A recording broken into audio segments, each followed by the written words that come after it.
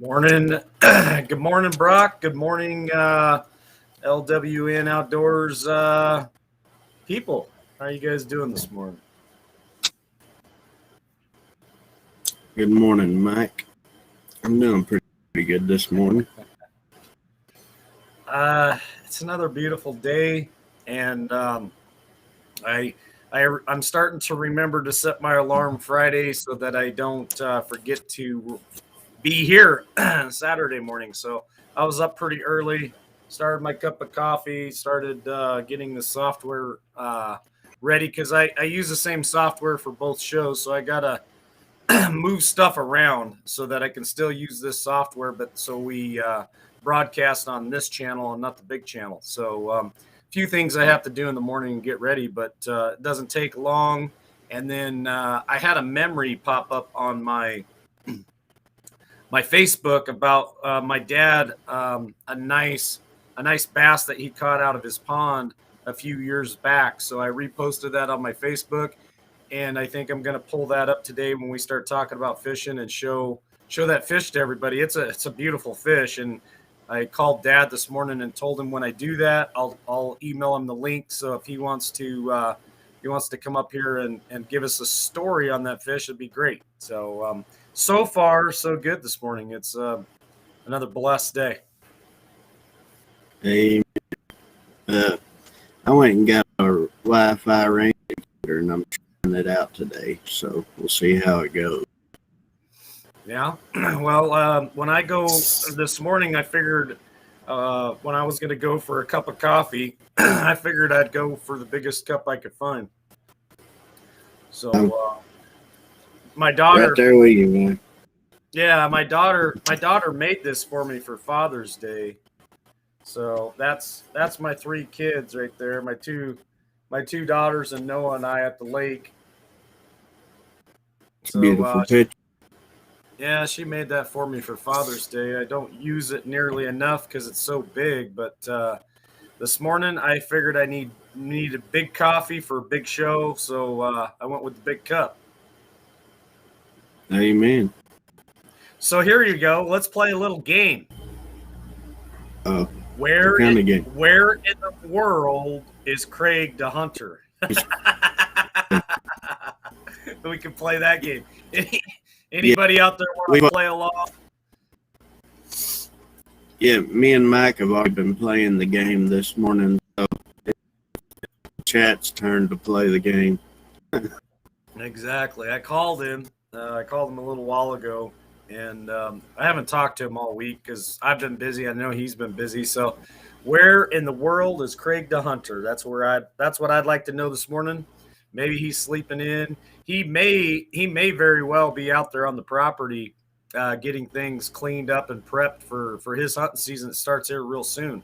So that very well could be where Craig the Hunter is this morning. Just like to know, where you at, Craig? We're missing you, brother. When does his season start? Do you know, Mike? I don't know for sure. That's it probably been already talking about it. He may be hunting this morning. Yeah, it's probably already started. Ours started last Sunday, and I to go yesterday morning, and I've got switch, but I have to get that sent over to War Machine, so I'll play it next week. It's rough right now, so 10-4. Yeah, he very well could be in the woods right now hunting as we speak. I haven't talked to him for a few days, so probably I can tell you he's probably not sleeping. Good morning, Sage. How are you, brother? Oh, anyway, where's Craig? We don't know. He's probably hunting, so we'll go ahead and move on. Where would you like to start this morning, Brock? Do you want to start with hunting? You want to start with fishing? What's the first hour looking like for you? You have anything specific? I know you said that you were going to try to get out this morning and do a little bit of scouting or hunting. Right now, I'm working on. I really need to get out. I'm hoping after the show today, I got a couple other things I need to do, but I'm hoping to get out and start scouting a little bit. I believe you're going to have your hands full Tuesday to get that bow. So Yeah. You'll have your hands, but you won't be doing much of nothing. You'll be playing with it. Boys and their toys, once they get them, they can't put them down. So I will definitely be excited when that thing shows up here in Idaho. And I've never bow hunted before. I've never had a bow, so it'll be my first time of dinking around with it and see what kind of trouble I can get into. Yeah, and I really don't care where we. It's up to you. If you want to start out with fishing, we can end with strong hunting. Now, you know what? Let's start out. Travis is in the chat too, and him and Tara went fishing this weekend. Let's save that. Hopefully he gets in a good cell phone service here. So let's start off with the hunting today, and we'll talk about what your plans are, what you've been up to, and then the second hour will be the fishing side of this, and I'll put my dad's photos in here, give him a chance to come in and talk about it. And Travis, if you can get in a good spot here in the next hour, you can call in or send in your pictures or whatever, and we'll discuss you and Tara's fishing trip this weekend too. So let's just start off with the hunting season and what you've been up to for this last week, and I'll talk about where I'm going and what I'm doing, and then anybody in the chat that wants to send in any photos of hunting this morning, send it to libertywarriornation.com. I'll pull it up on the screen and we'll show it here on the show. And if you guys want to call in and discuss those photos, I'll drop the link here in a little bit, and you guys can call in and let us know about that photo. So let's just start there. Let's flip the switch. Let's do it. All right. Well, as everybody knows, this is the beginning of the hunting seasons for most of us whitetail hunters. We try to, the way we focus in on a mass crop, whatever that might be for that part of the woods. So acorns, persimmons, whatever's available. So what I do basically first month of hunting, since they're not rutting already, I would try and where a big buck is eating at and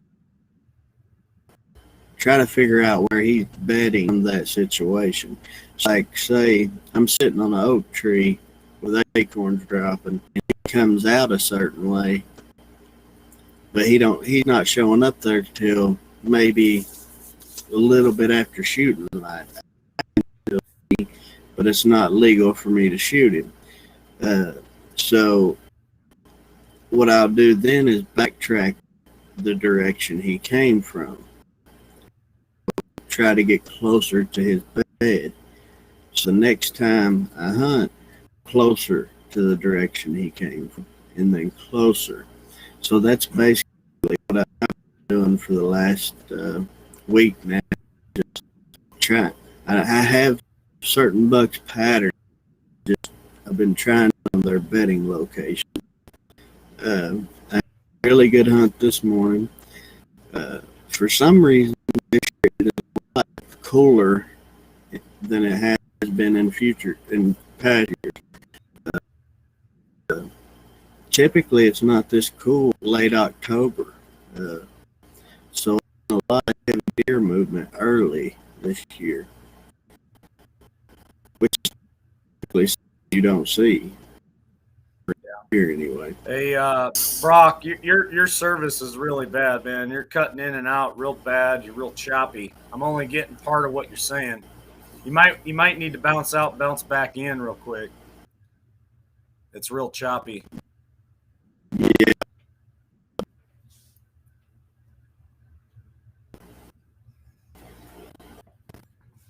It froze up. Am I froze? The new equipment always. You're good now. You're good now. Go ahead.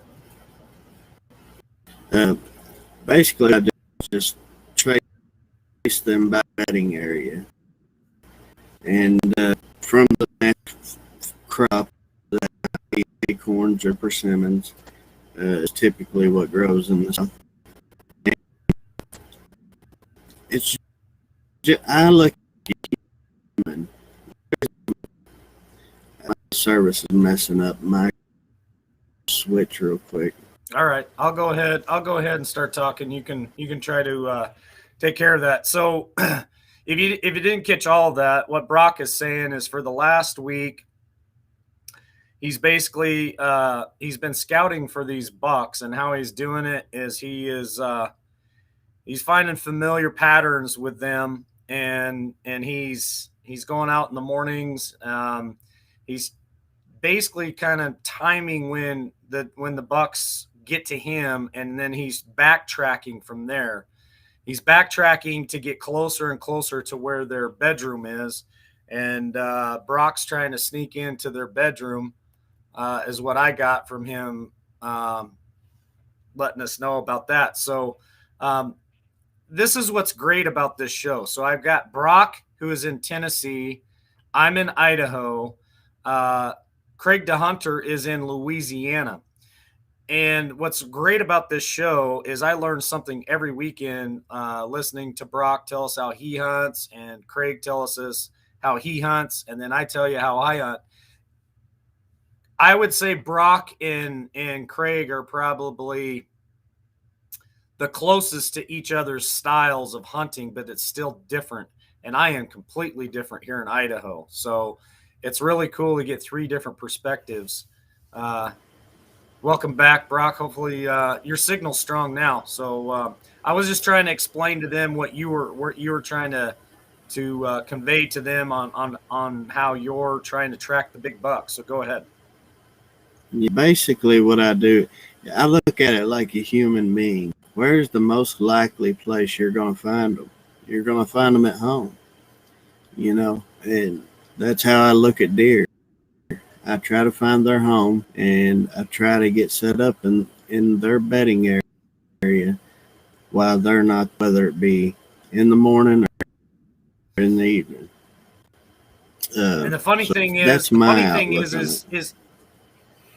So that's your style. And I wish Craig was here this morning, because I can tell you for a fact that's not how he hunts, at least until it gets really desperate. But he likes, if I'm correct, Craig likes to stay out of their bedroom. Like the bedroom for him, always sounded like it was off limits, unless it was a desperate, hey, it's the end of the season. If you got to fill your freezer, you got to go where they're at. So that's what's so great about this show is I'm hearing your style of hunting, which is a little bit different than Craig's style of hunting, which is completely different than my style of hunting. So it's just really cool to hear how you're doing it. And my deer season starts here in just a few days. It'll be rifle season for me, and I'll explain how I go about that here in just a few minutes. I want to go ahead and give you an opportunity to finish telling us. Okay, so you've been tracking them for right around a week. Season just opened the other day. You're trying to get in the bedroom. What's the next step, Brock? My next step is to push as close to the bedroom without going in there as I can. I'll give it outside the bedroom and hope that he comes out toward that feeding. And if I don't see him that day, I'm diving straight into his bedroom the next day. Now, on lease land like Craig, you don't want to get in the bedding areas. That's something you don't do. There's even a piece of property that my father has that we hunt. We don't go to the bedding area on it. But on public land, you don't care about going in there, because it's not something you're manicuring to, you know what I mean? You're not taking as much spending on it. Well, thank you for explaining the two differences, Brock, because now that makes more sense to me. That if you're on public land, you don't really care, you go in the bedroom. But if you're on your own private land, or like Craig, so Craig, for those of you who are new to the show, Craig leases over 500 acres of property, and he maintains he maintains that property for the landowner all year round. So he's constantly cleaning it up. After the hurricane that came through, he's got some cleaning he has to do with trees down and such. He also goes out there. He plants forage for the animals, a certain type of forage at certain certain times of the year. He's got tree stands out there that he maintains. He's got certain animals that he runs off the property, certain snakes and the wild hogs. So it's a part-time job for Craig for sure. And so what Brock's explaining is when you're on the public land, you don't care about going into the bedroom, but on that manicured, maintained property that Craig hunts and leases, they really try hard to stay out of the bedroom. And what I mean by the bedroom, folks, is where the animals bed down every night. Where do they sleep? That's an area you don't really want to disturb, because that's obviously a place where they go to every night. And if you start trampling around in there, pissing all over the place and getting your scent in there, then that's going to cause them to migrate. They're going to move, and then you got to start all over trying to find them. And sometimes they could move a few miles away, and then it's kind of like finding the needle in the haystack all over again. Then you gotta go back out. You gotta rescout. You gotta find where they're bedding down. You gotta find where they're watering at that point, what trails they're using to get to water, to get to feed, to get to the bedroom. So staying out of the bedroom, even on private, even on public, I try really hard to stay out of the bedroom. I try to get outside that bedroom, and my strategy has always been find where their bedroom is, find where the water hole is, find usually the straight line that they travel from the bedroom to water. That's usually where I try to hunt, is on that trail. Yeah, well, you got to look at it like this too. On a private piece of land like 500 acres, you might have two good bedrooms where nice bucks are staying. On public land where you got 10,000 acres, there's hundreds of buck bedding areas. So if I bust this buck bedroom area up by hunting in it one day, move to another one, So that's the difference between the private land and public, and it depends on how much the public land is. Now, if I'm on a piece of public land that's real small, I will say the bedding area if I plan on hunting it again. But one thing I've realized since I've changed to this style of hunting is that I see bigger bucks, because everybody knows that first sit is always the best. And when you're having a first sit every time you go in, you have a better chance of seeing more big deer. And I've taken a lot of good deer just because of this style that, I move a lot. That's what I do. And I've killed some nice ones over the last 3 or 4 years. Well, so this is how I do my deer hunt. Here in Idaho, we have whitetail and we have muleys. The area that I live in was predominantly mule deer, probably 99.9% when I was in high school was all muleys. And then for some reason, the whitetail are further north from us, I would say the whitetail line probably started almost 45 minutes north of me. That was kind of the line where they were above that line, and the mule deer were below that line. And it's strange because the whitetail around here will run the mule deer off for some reason, and they have crossbred. There is a crossbreed out there where you can shoot a whitetail buck. It looks like he's got mule deer antlers, or vice versa. Some people that may be new to the show, how do you tell the difference between a whitetail and a mule deer. I can pull that up on the internet here in a second, show you. But the easiest way is their tail and their ears and their antlers. So mule deer, they call them mule deer because they got really large ears like a mule. Their horns kind of grow out and up, and whitetail have my dad calls it the little white flag that waves at you as they're running off. So they got a big white tail that flaps as they're running off. They got smaller ears, smaller body, they weigh less, and their antlers typically will grow up, kind of curve, and then grow up. And it's a beautiful, beautiful rack. So here, the whitetail have been pushing themselves down here south, further south, and they run the mule deers off a little bit. But typically, I'll just go out for a few hikes. A lot of the times I start seeing bucks in June as they're still in velvet. June, July, August rolls around. I'm usually always out in the woods camping, so I kind of see where they're at. The deer hunting around here is really not too difficult. So a lot of times, we have a ranch that we typically would hunt on, and I don't know, I just go out a couple days before hunting season, get out of my truck with my field glasses, kind of walk in the area that I normally hunt, and just glass the hillsides and the draws and look for the animals.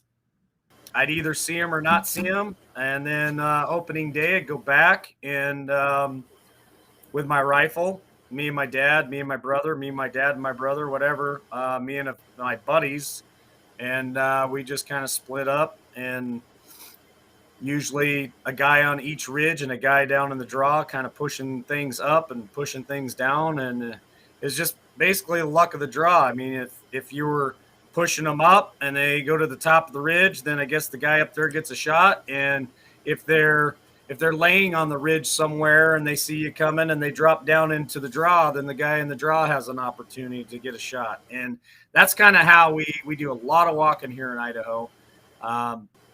I've never hunted with a tree stand. I've never hunted with a saddle.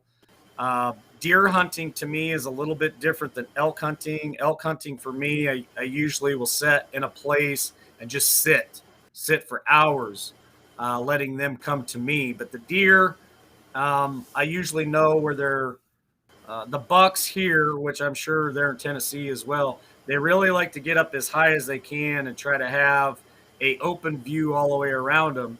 And maybe a lot of people don't know that, but they typically will lay on top of a ridge, not sit, but they'll lay down, and they just want to see all the way around them. They want to be able to turn their head, see what's coming to the left, see what's coming to the right. And deer are smart. They'll have an escape route. So if they hear something or smell something, they always, in their brain, they always have a place where they know they're going to drop down immediately, an exit plan. Bucks, they always have an exit plan. So I try to find that exit plan. If I see them when I'm hunting, I'm always looking at the skyline. The skyline is important to me here in Idaho because a lot of the times you can see their antlers moving when they're laying down on top of a ridge, or they'll stand up. You'll see their silhouette in the skyline. So it's a lot of walking here in Idaho and a lot of different places that we're looking for them, and a lot of exercise. It's not too terribly difficult to figure out their patterns here in Idaho and to get a shot off. Probably our biggest challenge here is the influx of people coming here to hunt. So with all the stuff going on in the world, and I'm not going to get political, I'm just making a point here, a data point. With all the stuff going on in the world in the last year and a half, there have been a lot of people selling their houses in California, Washington, Oregon, and they're all coming here. They're all moving here to get away from the tyranny. So then they get here. A lot of them have already been here before hunting or fishing, or they got family here. So our population of hunters here in Idaho is increasing at a rapid pace, which means now I'm competing with not just my friends here in this small town of 800 people. and then the what we call the flatlanders that come up from the valley. Now I've the hunting population has increased by 2-3% all the way up to 10%. Well, that may not seem like a lot to a lot of people, but you figure if I'm usually hunting in an area that 100 different people hunt, well, a 10% increase, that's anywhere from 10 to 20 extra hunters in a 10-mile radius, and that's a lot. That's a lot more hunters. That's a lot more traffic. That also is a disadvantage to me, because if they beat me out there, like we talked about last week, then they get an opportunity that I don't get. And what it really does is it really stirs the animals up too, and it makes them super skittish. So when people make fun of me when I tell them that I take some of these long shots, it's because you're not going to get any closer to these animals, man. They're already stirred up so bad. Any noise in the woods, any different smell in the woods, they're gone. So I went to a high powered rifle so that if I had a safe and effective shot, I would take it. I'm not going to sit there and try to shoot past my capabilities, because one, that's dangerous. Two, even if I hit the animal, if it wasn't effective, then it's wounded, and then that stirs up a whole different set of problems at that point. So I will never take a shot that I'm not comfortable taking. I will never take a shot that won't be effective, and I will never take a shot that's outside my skill set, if that makes sense. Yeah, it makes sense. I got a question for you. I know that in North America we have four of deer. There's the whitetail, the Coues whitetail, which is down in Mexico. They have the Colombian black-tailed deer and Sitka black-tailed deer. But one of those, I think the one in California, I'm not sure if it's Colombian black-tail, Sitka. Yeah, I think it's Sitka, but I very well could be wrong. It's the mule deer family. Those they're both mule deer, but they're. My question though is, wildlife research I've seen about the mule deer and the whitetail breeding.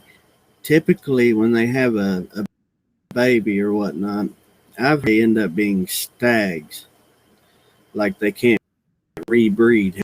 Have you seen? Because wildlife biologists don't know everything. So have you seen them breed? That's a great question. I don't have the answer for it, but I think we need to do some research and have that answer next week for sure. If there's anybody in the chat, Hawkeye's in the chat. Good morning. If there's anybody in the chat that could answer that question for us, I think that's an excellent question. So what Brock is asking, I had mentioned it earlier, if a whitetail and a mule deer breed, it's kind of like a horse and a horse and a donkey. When they breed, that's a mule, right? Yeah. Can mules breed? I'm not sure. I thought there was something there where they couldn't reproduce. So if a whitetail and a mule deer breed, can they reproduce? That's the question you're asking, right, Brock? Yeah, I seen online once. I was watching some wildlife biologist, and they're not always right, but his opinion on it was that they couldn't reproduce. Yeah, they call them stags because they can't reproduce. But I'm not sure, and I'd like to know the truth if they can. Yeah, I'd like to know too. Now it's just been within the last 20 years around here where the whitetails worked their way into my area, and it's only been once that I've seen a crossbreed. And I've never heard anyone around here say that they couldn't reproduce, but I don't know about that. It's a great question. I think we really should find an answer to it. So great question, Brock. Yeah, I was just curious. I've seen that before. You brought this up once before, and I was going to ask, but I forgot. That's something interesting to me, but I know that A lot of others can't interbreed, but I know that mule deer and whitetail can. Yeah. Just didn't know if their producers could breed as well. People that don't know what a Coues deer is in Mexico, it's basically a miniature version of a white-tailed deer. Uh, Yeah. looks They're just like a little. They're white-tailed little. deer. Has the same antlers, but they're tiny. Yeah.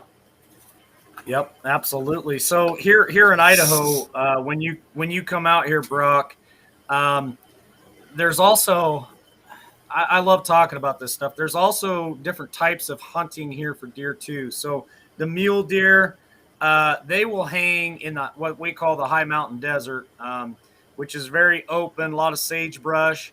Typically, I won't say never, but typically the whitetail will not hang out in those areas. The mule deer will also hang out here where I'm at, where they'll be in the mountains here and in the big pine trees. Um, they'll also frequent a lot of the alfalfa fields around here. So mule deer kind of will be everywhere. Um, but the whitetail, they're a lot pickier eaters. And that's why they stayed a little further north.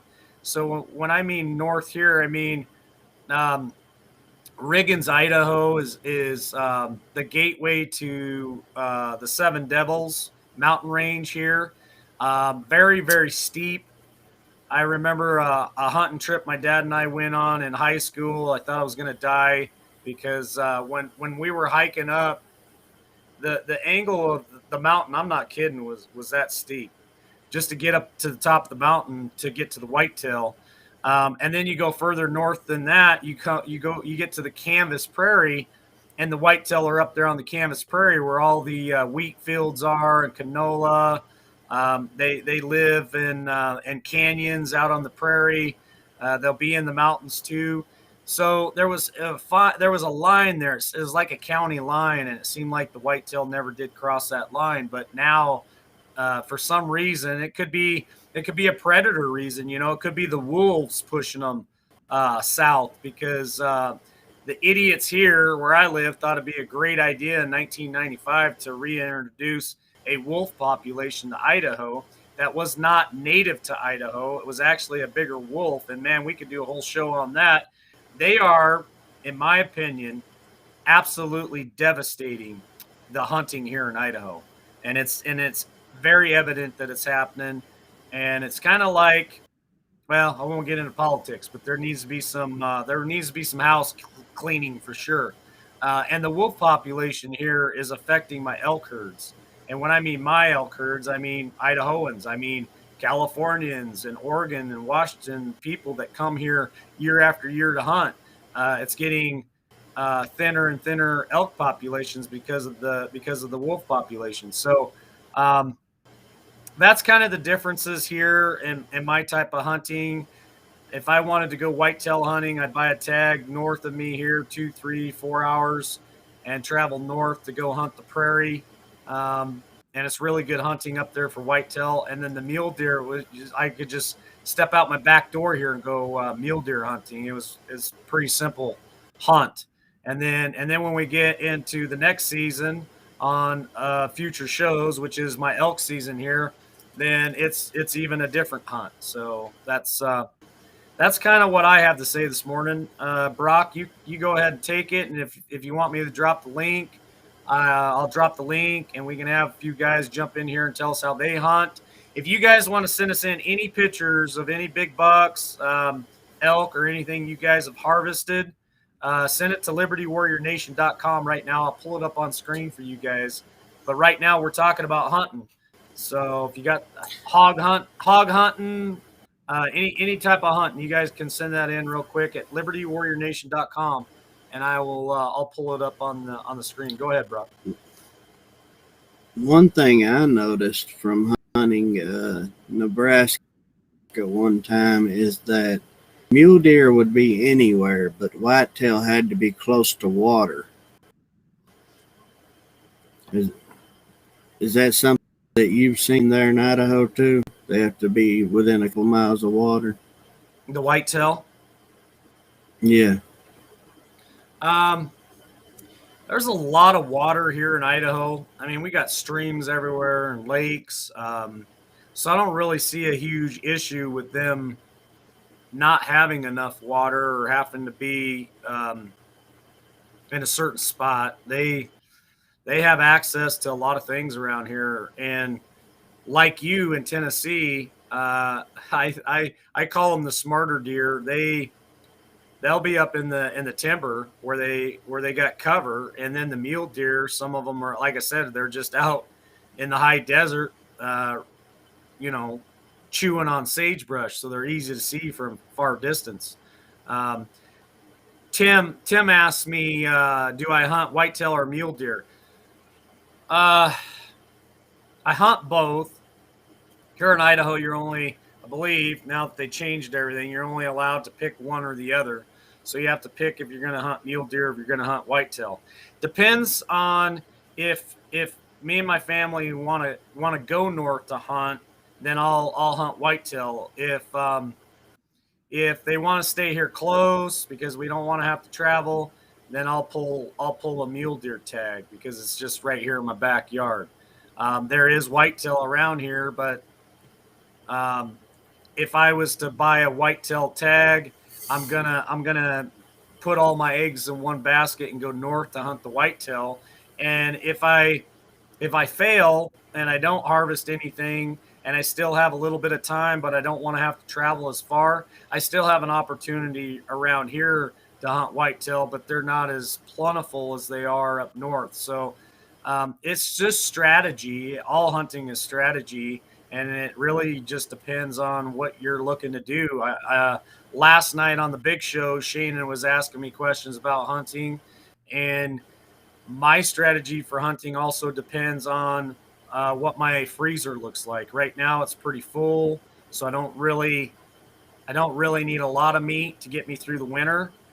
So I can have the luxury of hunting for horns, hunting for the big buck or the big bull, and still get the meat. Don't get me wrong, but I don't have to fill the freezer, so to speak. So I can take more time and not be in a rush to put meat in the freezer.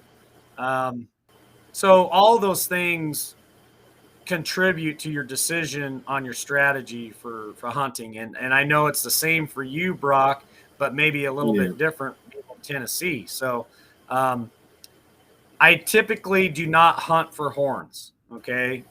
But yes, we all want to get the big buck or the big bull. I'm not going to lie, but if I got to fill my freezer, I could care less what the horns look like. Can't eat the horns. I know a lot of people here in my small town say that spikes, which are usually between the ages of 1 and 2 years old, are the best eating. And then the herd bulls, you know, 6x6 bulls, you know, they're 6, 7, 8 years old. Some people say that meat's a little tougher. So some people go for the spikes or for forked horn deer or spike deer because they think the meat is better. I don't know about that. Everybody has their own taste. Me, it all tastes good, but I really love elk more than I do deer. Yeah, I think it all depends on how you take care of the meat. Myself personally, I'm a little bit different than Mike. I will actually, if I want to fill my freezer, I will tag a few does early, and then I will hunt for horns for that. And we have a thing in Tennessee called Hunters for the Hungry, and it's you go to your local slaughterhouse, you give your animal to them, and they will actually send it to the food banks after they process it. And I've donated a lot of animals to Hunters for the Hungry. And not only that, people I've worked with before, you know, that love deer meat. Everybody knows I'm a hunter, so I give them my number, get their number, and if they tell me they want a deer, call them when I get one. I'll call them and I'll get it taken care of for them and give it to them.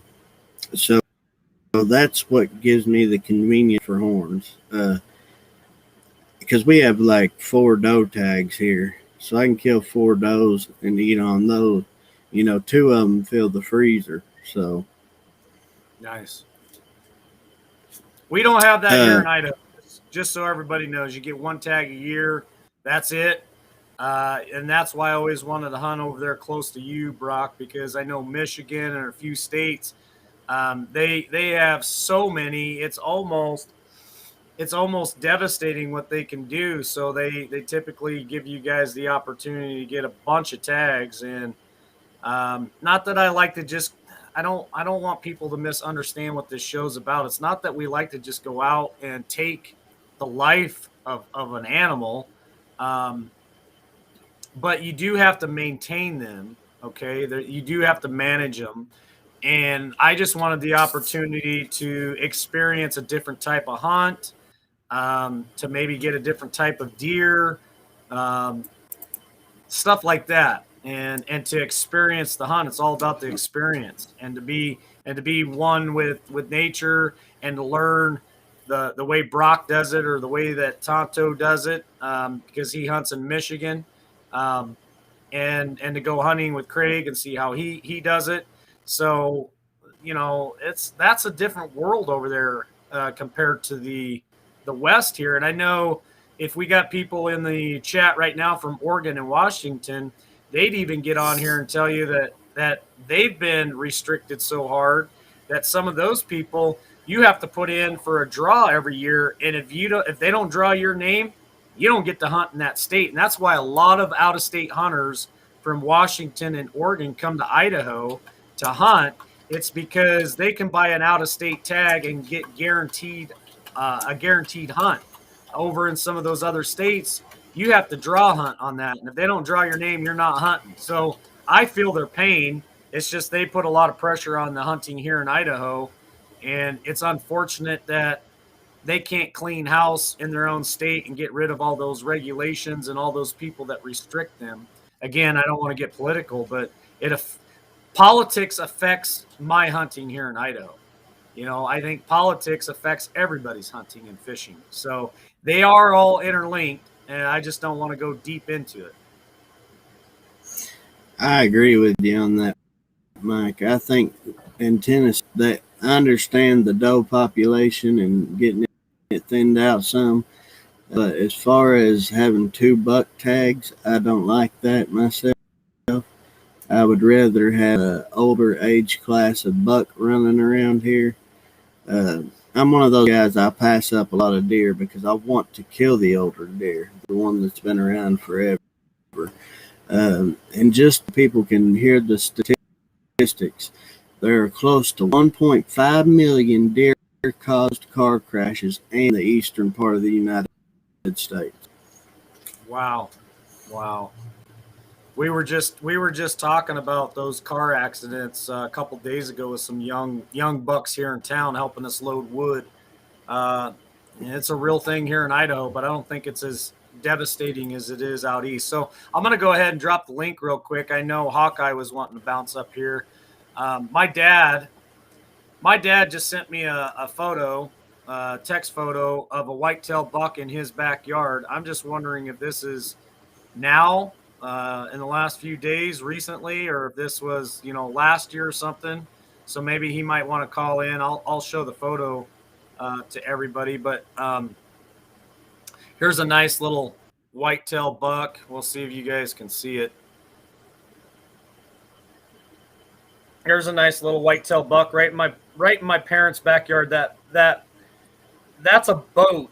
The ass end of that whitetail boat, the ass end of that whitetail buck is my dad's boat that he uses to clean the pond out.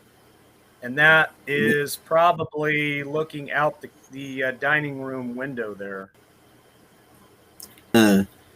You give that deer another 2 years, he'll blow up into something huge if he lives that long. Yeah, my parents have apple trees around the house, so they like to come down and eat the apples. So we got Hawkeye. We're going to bring him in to help finish this segment, this last hour, and then we'll bounce in the second hour. We'll bounce into fishing because I got some pretty cool photos I want to share for the fishing. So I'll post the link again for you guys if you want to call in and talk about the hunting. Morning, Hawkeye. How are you, brother? Morning, Mike. How are you? Hey, Reaper. Good. Yeah, Been doing a Howdy, little Hawkeye. bit of reloading this morning. But here in Iowa, in the bow season, we've got, I don't know too many people that haven't hit a deer with their car.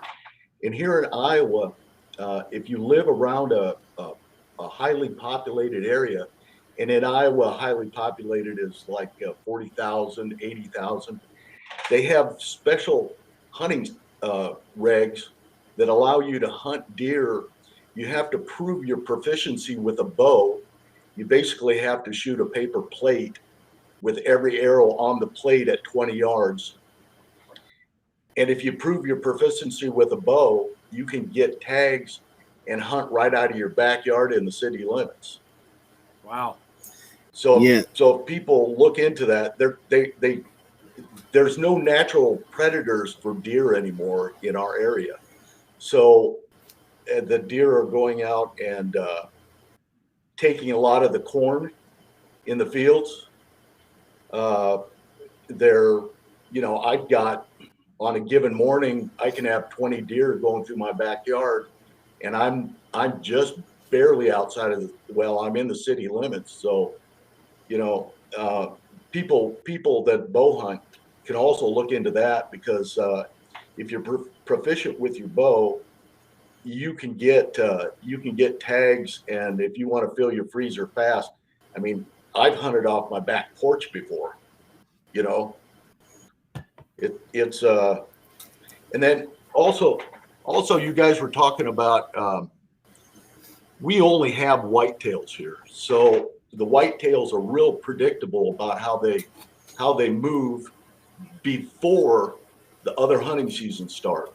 Now, once the other hunting season starts, pheasant hunting is probably the biggest one, but then squirrel season, when they overlap, you'll notice that your deer start to feel a little bit of pressure. So they might move on different paths. They might bed in different places. So you got to be aware of that. If you can find areas in the deep woods, that's typically where they have the least pressure, and they know that from year to year. I mean, I don't know how they know it. Deer know when opening day of pheasant season starts. They react. They might be active all day long that first week, first 2 weeks, because they're very skittish about other people that are in the woods. Yeah. So I want to add to that comment. I want to add to that comment real quick, Brock, and then you go next. Because right. I want to teach people something here on this show. and Brock kind of hit on it a little bit in the beginning. This isn't something that you just go to Walmart, buy a gun, buy some camo, and run out to the woods on the weekend, just start shooting everything moving in the woods. That's not what this is about. This is a very technical skill that you have to hone in. And what Hawkeye just said and what Brock said at the beginning of the show, temperature plays a huge part in the migration of these animals. Okay, Brock said at the beginning of the show that it's typically not this cold this early in the year, but it got colder. I can tell you this week it snowed on both my west and my east mountains here in my valley that I live on in September. Okay, yesterday was October 1st. It snowed September 27th or 28th. The snow is still on the mountain. I've been in this valley on and off my entire life since I was 11 or 12 years old. So my parents and I have been here over 30 years. I don't remember a year when snow was on the mountaintop that early. Now, yes, the earth goes through cycles. I'm sure that there has been. I personally have never seen it. What I'm getting at is it's obviously colder on the mountain this year than normal. So usually I don't get snow. The earliest that we get snow here in the valley would be the very end of October. But I've hunted in snow on the mountaintops here. Not every year. And what I'm trying to explain to people is when it starts snowing like that, it'll start pushing the animals lower. You know, typically during hunting season, there we go to the top of the mountain to hunt a lot of stuff, and when it starts snowing like that or gets cold, it pushes them down off the mountain. It changes a lot of things. And if you're used to hunting a certain way for years and years and years, and then all of a sudden you get a weather pattern that comes in that's not normal, that could really change up a lot of your hunting, and you gotta be able to respond to that. Yeah. Reaper. Oh, go ahead, Reaper. Things real quick. Bonnie said hunting season, the deer get worse on the highways. Bonnie, the reason why they get worse on the highways during hunting season is because the rut. Those deer are moving a lot to find does. It's not because avoiding people. The second thing I want to touch on is one thing I've learned, Hawkeye, hunting public land. You were saying about going deep in the forest and finding the deer there. I've learned since people have adapted and started doing that more like I do, that bucks bedding right on the parking lot of places because people walk around it, not even thinking nothing about it. And there'll be a big buck pull in there, get out of their truck and walk right, and Well, they can see all that. Deer on yeah. Deer are now some deer are really comfortable around people, especially like you say in public hunting. Mike made a great point about the weather. And Reaper made the point. Think like a human. Okay, so in the winter you start to get snow. Reaper says he looks where the acorns are, where the sorghum is. In my case, I look for all those food plots, those food areas, and in the wintertime, deer can't get, the corn has already been taken in, so they're not going to eat corn. The brush and the grass is covered with snow, so they can't get to that. So they're going to look for crab apples. They're going to look for sorghum. They're going to look for acorns. And you can see, if you can find a big oak tree that's had a good nut drop for that year, my God, that's a smorgasbord for them. And when that snow gets on the ground, that's where they'll start going. They'll start digging for acorn. They've got a great sense of smell. They can smell all that food underneath the snow, and they'll just dig it and eat it. Yeah. What's that tree that produces that really long bean-shaped pod?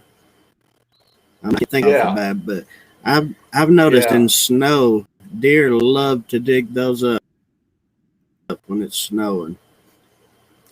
It looks almost like a bean, but it's like 12 inches long. Or a pea, they got the sharp needles on them too. Yeah. All right. Yeah. Here's so my dad texted me these photos. I'm gonna bring them up real quick. I can tell these are a little bit older photos because the pond water, and I can tell you this year the pond doesn't have any water in it. So here's those photos my dad sent to me. He's in the waiting room. I'll give him a chance to hop in here. See if I can get him in here real quick. You there, Dad? Hello.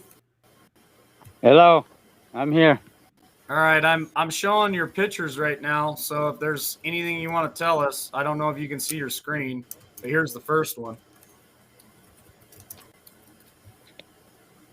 These are whitetail that came onto the property a few years back, and there was 4 of them, and they were sparring with one another. It was really fun to watch them. We must have watched them for 20, 25 minutes sparring right here on our back acre behind the house. And that is our pond down in the background behind the one whitetail. Like Mike said, it is super low this year. I just spent a day and part of 2 days out in the boat. I had to put my chest waders on, and I was walking out on the bottom of the pond in the water with the boat alongside me, so I could reach down and pull up all the invasive weeds that grow from the bottom of the pond clear to the top. And so now I've got it looking really good. Now I can start putting water back in it as soon as we get finished getting my new well pump put in, and start trying to get it filled up before winter. All right. Well, thanks for sharing that with us, Dad. We're going to be moving on here in about 5 minutes to the fishing part of it. So, whitetail, like I said, not typically something that you would have saw 20 years ago, 25 years ago coming down in here, but they've been pushed down for some reason, and it seems like they push the mule deer out. So they'll take an area and they'll claim it, and you won't see mule deer and whitetail here typically in the same area. They'll push them out. And the other funny thing around here is you rarely see elk and deer in the same area either. Rarely. You might see them on a hillside, and the elk will be a little higher, the deer will be a little lower, or vice versa. But it's not like these animals, exchange cell numbers and emails and hang out. They have they're like humans, we kind of mark our territory, and we have certain areas that we claim, and animals are no different. I'm wondering, you're Mike, right if about that's that. why, whitetails are like rabbits. I mean, their population will explode in certain areas. And I'm wondering if that's why they brought the wolves into your area, just to have a natural predator to help control the population. Man, I don't want to agree with that. I don't want to agree with that at all. We don't have, even up north where all of the whitetail are. We don't even up there. You don't have multiple tags that you can take the whitetail. They just don't. In my opinion, they don't reproduce here in Idaho like they would in Iowa or that's out possible. east. And honestly, I did a lot of research on the wolf population here, and these people that wanted to bring them back in '95 are just idiots. They're total idiots. It's definitely a good. That's possible too. Yeah, a good poster child for what not to do in the government and reintroducing things to areas that don't belong here. Like I said, these aren't even native wolves. They pulled these wolves out of Canada. I got buddies. I could show you photos of a 200-pound wolf here. They're not little. They're not the size of monsters. A coyote. Yeah, they're not the size of a coyote.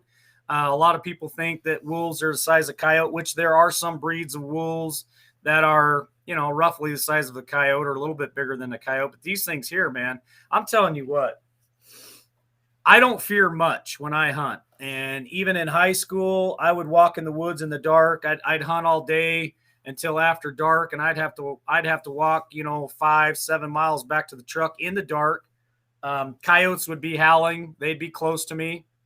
I wasn't afraid of that. I didn't fear coyotes at all. I didn't fear bears. Grizzlies are a different issue for me.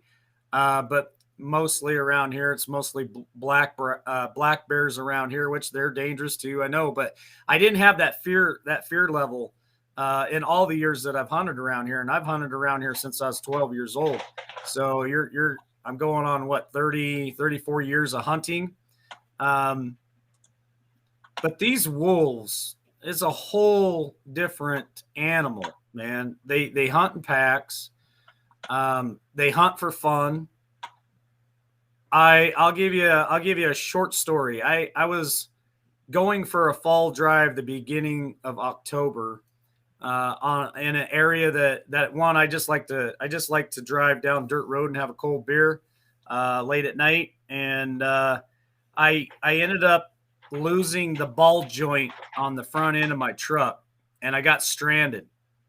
I got stranded in an area where I didn't have cell phone service, and I had my son's mother with us, and it was dark. It was late at night. It was about 8, 9 o'clock. It already, and it's fall. It's already dark, and it was the one time I didn't take any kind of weapon with me. I didn't have a knife. I didn't have a rifle. I didn't have anything. And usually when I go to the woods, I always take something.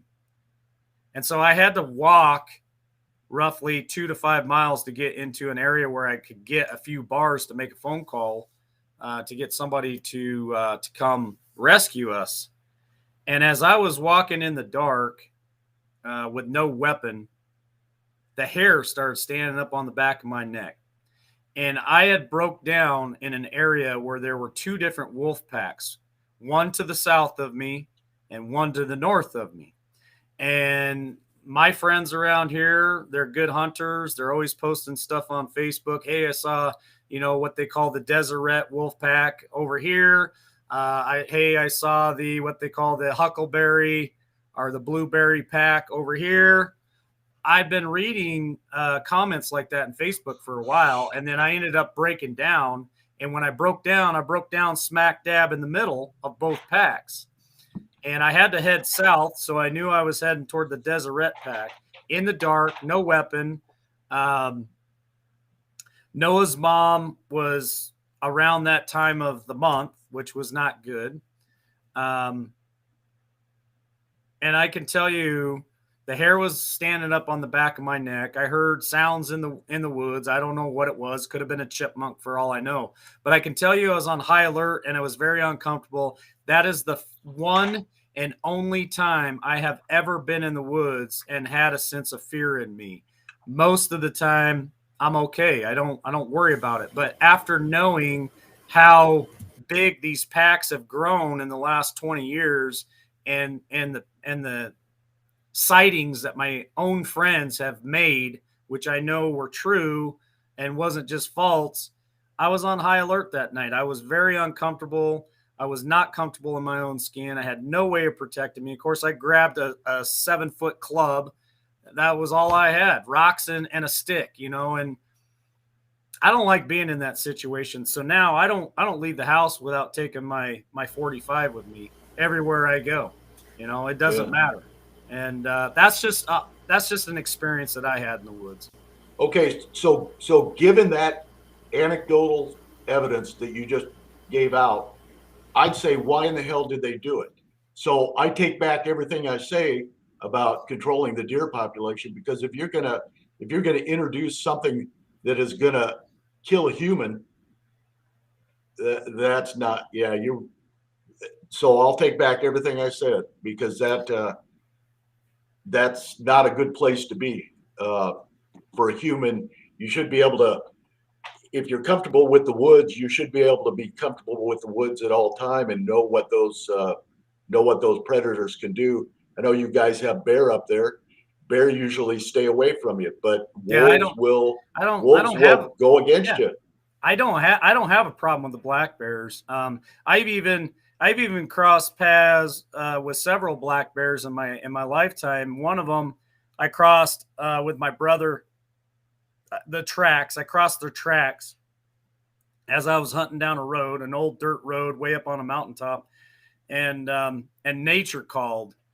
And so I went and found me a nice little spot. I put my rifle to the tree to the next of me. And this is what bears do. And I'm not an expert bear hunter, but I've been in the woods enough in my life that this has happened to me more than once. That bear smelled me, and I don't mean to be gross. I'm sure it smelled my body scent as I was traveling through the woods. So it wasn't, he definitely picked up on my scent. And that bear, and I know it was him for a fact, that bear smelled me and circled around behind me. And as I was taking care of business, I could hear him walking through the woods as he was coming up behind me. He reached over and grabbed my rifle. Now, I never did see him, but I know he was there. The hair, again, was standing high on the back of my neck. I was on high alert. I knew it was him. I knew it wasn't a deer. I knew it wasn't a chipmunk. everything inside my gut was telling me that's the bear. He's behind you. He's made his way around you, and that's what, in my opinion, a lot of bears do. If they're curious animals as well, so they'll come in and see what's going on. Another time I ran into a bear and a cub, which obviously high alert for me. You definitely do not want to get in between a bear and a cub. I'm very aware of that. I just happened to be in the woods hunting. I happened to cross paths with her, and I just really cautiously made my way away from her and gave her space. And then another time I was hunting on the ranch, and I pushed a black bear to my brother, and he got scared. But in all those interactions with bears that I have had, I never once had any type of concern, high alert concern or fear like I did that night when I was in the woods with nothing. And I knew for a fact that I had broke down between two wolf packs. That by far was the scariest moment I've ever had. I've had people not shoot at me, but I have had bullets whiz past me in the woods, and still the level of fear was not there like it was in the middle of that wolf pack. I'm telling you right now, scariest time. Nothing happened. I never saw anything, but scariest moment in the woods for me personally. I had a buddy that actually went elk hunting out west, and they killed the bull, and I guess it was the next. You know how you hang them up in a tree, like the meat that you leave behind in a bag. The next day, he went out and to get the rest of the bull, and a whole pack surrounded him. And the guy that was with him was the only one that had a gun, and he had a bow because that's what he was doing, was bow hunting. And he said that was the scariest he had ever been in his life. They were howling, and that would set up the other ones. It was like they were checking roll call to see who was there and who was ready to attack. Yep. And they do too. Hey, wolves are smart and they communicate really well. Betty says that's the whole issue, Mike. They smell her. I'm sure they're referring to Noah's mom being around that time of the month. And I'm telling you, man, that plays a factor into things. And I knew that night, and I wanted to actually leave her in the truck where she was safe, and she did not want to stay there. And I'm like, well, this is the issue, when you're doing that part of the monthly thing, that sends out signals, to the animals. And it was just not a good situation all the way around for me. I survived it. Nothing happened, but it definitely was scary. Now, I had a guy working for me about 4 years ago, came from California, went on his very first elk hunting trip north of me in the area that I discussed earlier, the Seven Devils. And they went in on horseback into an area that was like going to heaven and hunting elk. The elk were always plentiful, always some really big and really nice herd bulls to take. Every one of them, it was early in the season, so every one of them was bow hunting. It was bow hunting. And they went in there for a whole week. And he said the only bull, the only elk that he saw the whole week, it was one bull. And the reason why he even saw him was he caught the motion out of the corner of his eye, grabbed his glasses to throw it up, and it was a bull being chased by 4 wolves up over the next ridge. And the wolves howled all week. There was wolf tracks in their camp, and they didn't see a damn thing for the whole week because the wolves had just taken over that area. Pushed everything around, ate everything, controlled the whole. They owned that place. They totally had ownership of that area. And he came back, and I said, "How was the hunting trip?" And he was complaining about it, telling me those stories. And I just shook my head. I'm like, that's the problem, man. That's a huge problem that we have here in Idaho, in my opinion. Now, there may be some hunters from Idaho that disagree with me, but that's my own opinion, and I really think it'd be a hard thing to change my opinion at this point. I've spent many a years hunting here, And I've ran into a lot of situations like that. I've had wolves right at my back door on this ranch that I typically hunt for deer. A lone wolf out there during rifle season. I wasn't afraid then. It was just a single wolf. I had a high-powered rifle. I saw him before he saw me. But they're everywhere around here. They're everywhere. Mike, the most startled I've ever been was I was up bow hunting and I'm standing right against a tree, and I had been up there for about an hour, and I'm looking down. I'm looking at following everywhere, all my paths, and all of a sudden, out of the corner of my eye, I just see just a dark image, and I looked up, and I had a great horned owl that was flying right at me. He missed my head by maybe a foot, and then he lit into the tree next to me. Well, I mean, it was probably 30 yards away. That's where her nest was. But she came through. When I saw her, she was probably 50 yards away, and she was making no sound, and she was flying right at my head. And oh my God, she's gonna take me. And lit right in the tree next to me, and I sat and watched her. It was the most startled I've ever been, and just the neatest thing in the world, because she sat up there in the tree and just sat there for about 45 minutes, just looking around and just cooler than shit. Yeah, Camo Carl made a comment earlier and was talking about mountain lions where he's at, and we have mountain lions here too. I've never had any kind of interaction with a cat here personally. I've had friends that have, and it's another hair standing moment. Cats are super stealthy, and they'll perch in a tree and jump down on top of you. They're a real threat. They are a real threat. I don't discount any animal really in the woods. Last week we were kind of joking around about balloons being in the woods, and you're in there, walking in early in the morning, run into a balloon. That's a little creepy. But I'll tell you a funny story that happened to me when I was walking back to the truck late at night when I was younger. And again, I had no fear of the woods, and I was walking down the dirt road, and all of a sudden something jumped off the side of the road in toward the middle of the road, and it startled me. And it was a frog.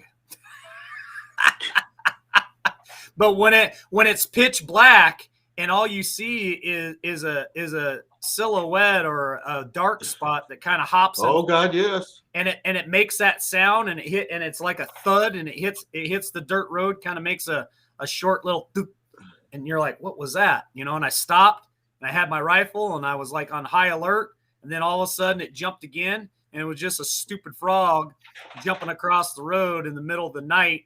And it startled me a little bit. I didn't know what it was. But again, my fear level was nothing like the wolf story, not even close. No, I can't even imagine that. But another thing for people in the chat, if the DNR controls all the land, even the private land.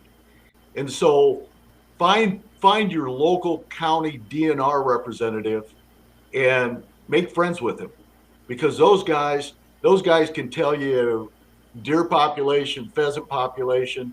When you were talking about mountain lions, we had, we don't get mountain lions down here in Iowa, but every once in a while, one will come down. It's just like moose.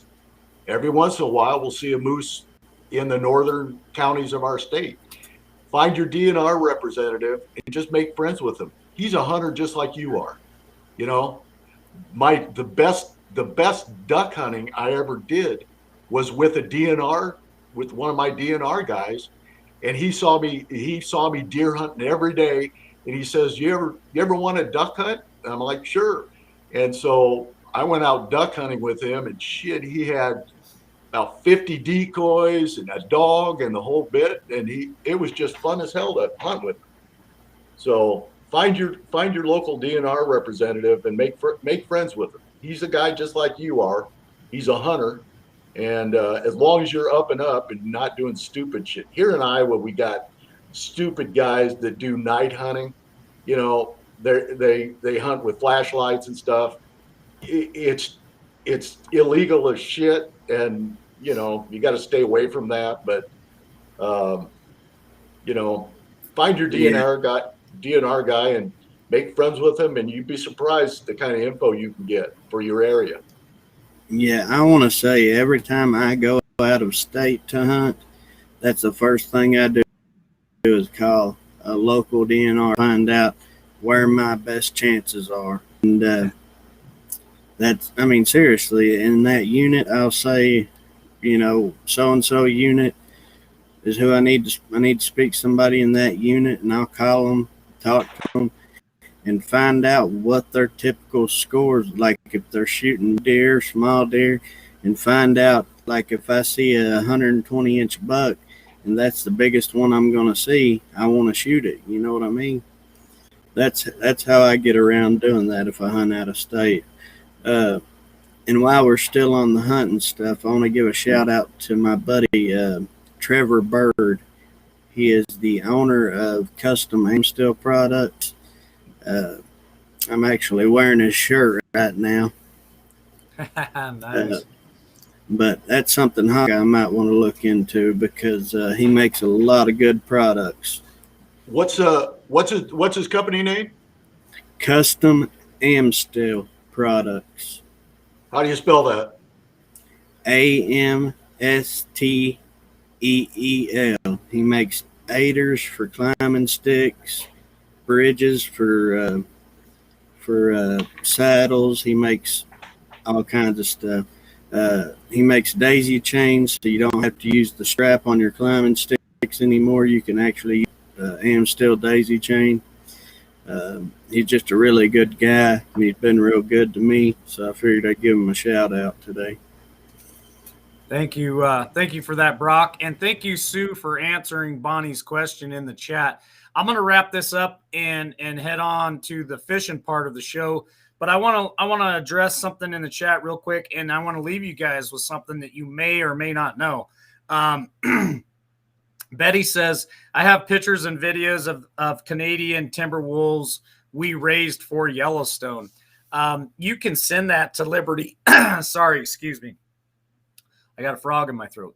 You can probably the one that was jumping across the road late at night. Yeah. You can send those photos and those videos to me at libertywarriornation.com, Betty. If you choose to, I'd love to see your pictures and your videos, and we'll play them maybe next week on the show. And I just want to make it clear. Listen, I'm not a big wolf fan, especially here in Idaho, because they're so devastating here. But with that being said, wolves do have a place in our world, and they are truly amazing creatures. God did make them, and he made them for a reason. But it's kind of like the Dallas Cowboys.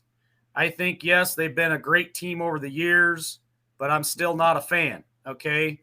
I can respect them. I can respect Troy Aikman and all his accomplishments, and Staubach and all the greats from the Dallas Cowboys. I can respect them all. I can love them all for what they were and the accomplishments that they made in their careers, but you can never convince me to be a Dallas Cowboy fan.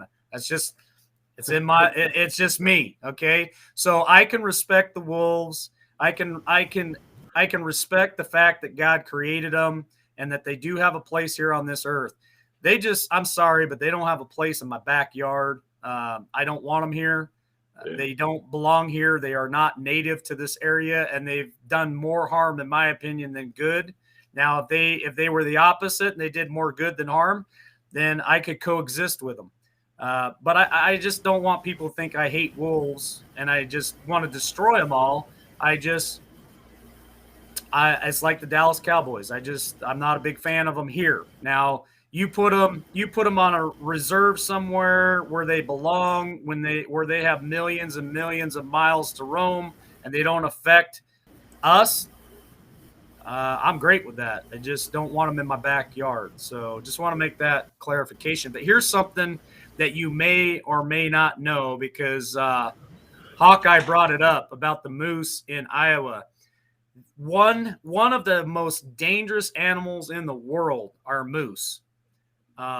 So please, for your own safety, don't ever see one on the side of the road and think that you are going to jump out of your vehicle with your phone and go take video or pictures of any moose, whether it's a cow or a bull, because you may encounter something you wish you hadn't. Those things are super aggressive. I've seen them be aggressive. I've been around them here in Idaho and in North Dakota. I've seen them be very aggressive. And so they're huge. They're huge animals. They are one of the biggest animals in the woods, at least here in Idaho. So please love them from a distance. Take photos and videos from a distance, and they'll even pound the hell out of your car too. So if you piss them off bad enough, you may not know that. Just they call them wild animals for a reason. So they're not tame animals. They're not petting zoo animals.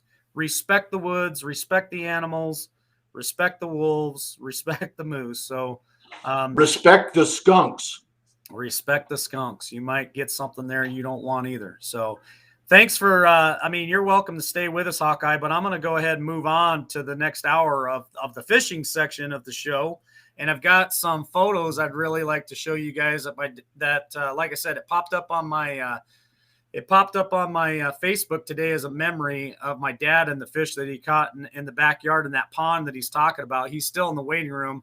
I'll have him maybe explain the story of the fish that he caught. Anything you guys want to say before I pull these up?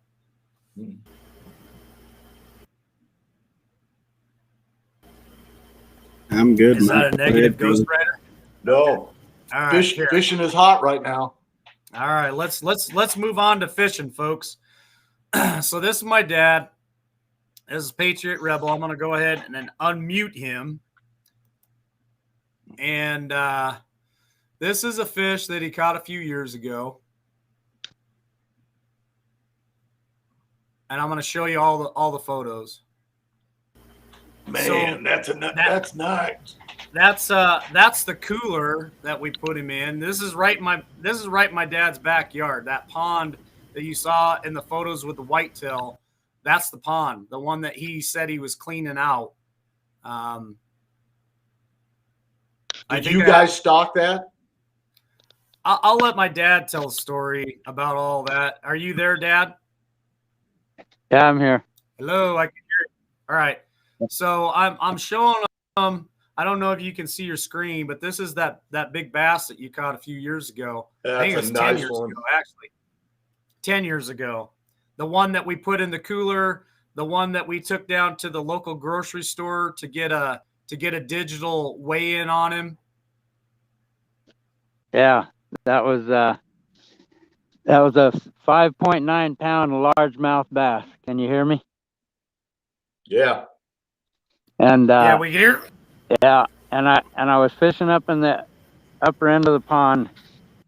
We had this greenish yellowish stuff floating on top. I believe some people call it scum. And so I seen these big waves underneath the scum. So I threw out this 10.5-inch monster worm and was just hopping it across the top of the scum. And all of a sudden, the scum, a big old splash of water this big old bass come busting through the surface of that scum after that worm, and he grabbed it, and the fight was on. And I hollered, "Fish on!" And I landed him, got him up on the bank, and he was 20.5 inches long, 15 inches around his girth, and I took him down to the local grocery store. They weighed him at 5.9 pounds, and I could take my fist and double it up and stick it inside of his mouth. A beautiful largemouth bass. There's the weight. We took him down to the grocery store and they put him on their scale, because the scale I just showed you, it wouldn't work properly. That old thing right there. It was close, but we wanted to make sure we got the most accurate weight. And let me see. I have some video. So here's some video. I don't know if you guys can hear it or not. You guys hear that at all? Yes, we would like to catch it again. Let's get Girth Let's go good. around.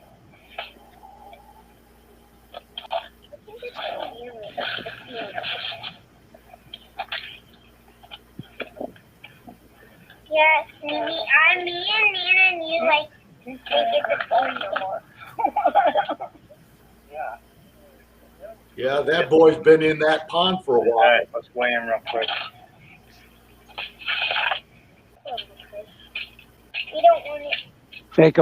Seiko, Big Bird. Yeah, you can get him back in the pond or whatever. Get him. That's You my did brother. good. That's my brother and my nephew. Looks like a food. Hold still, buddy. Hold still. It's hurting him because it's digging right in behind his lip. Get Big Bird. Trying, but that doesn't read very well. And can't see the numbers. Watch him. Goes Watch 4, him, 8, Seiko. 12. Then 4 pound increment. Oh, 10 pounds, almost 10. Right here. 4 pound increment. That is a big. About 10 pounds. Pop Daddy. Oh, that's my. I think that might be me and my daughter actually. I think that might be me and my daughter talking in the background. I thought it was my brother. We sound a lot alike. Can you guys hear me? Yes. Yeah. Okay. How Anyway, big's your pond? I'll let Dad tell you. Go ahead, Dad. It's a little bit less than it's probably about a fifth of an acre. Yeah. Did you stock it And- yourself? No, I had fish in it when we bought the place. Gotcha. And I got to brag a little bit, okay? I don't know if I caught the same fish, but I did catch a fish in that pond, roughly right around that same size and everything. And it was a competition between me and my dad and my little brother on who was going to catch the biggest fish out of that pond. I caught a, man, it had to have been, if it wasn't that same fish, it was one really close to that fish. And unfortunately, what happened to the fish, Dad? Didn't we put him back in the pond? And then a few days later, he ended up belly up or something. You there, Dad? Well, guess we lost him. Anyway, I think one of the fish that we had in there that was big like that, we caught it and then released it, and it seemed like it ended up dying a few days later. And we wish we would have just harvested it so it didn't go to waste. But so he's got in that pond, he's got bluegill, which the grandchildren love to fish because they're easy to catch in Papa's pond. That's what most of the grandkids will catch. There are crappie in the pond. I don't know if they've survived over the years, but I have seen people put crappie in there. I don't want to incriminate myself. So there were crappie in there. There have been trout in there. They never survived. We had a really big catfish in there. I don't know if that one survived. And then the bass are always in there. I know Noah earlier this summer when we first got here right before school started, I showed you guys photos of Noah catching some really nice bass out of there, little 9 and 10 inchers, you know. So right now we're fighting a really bad drought problem, and the pond is really low. I've never seen the pond as low as it is right now. And we got those stupid blue heron that come in there, and they're just eating up all the fish. And the fish are at a super disadvantage right now because the pond is so low that it's really easy for that long-legged SOB to just kind of walk through the pond now and really pick at them. So I'm one that wants to protect my resources, and I would end that thing in a heartbeat. But Dad's a lot more cautious than I am. I look at it as that thing is affecting my resource and I am going to protect my resource, so that thing wouldn't live very long if I was around. You know, that's here in Iowa.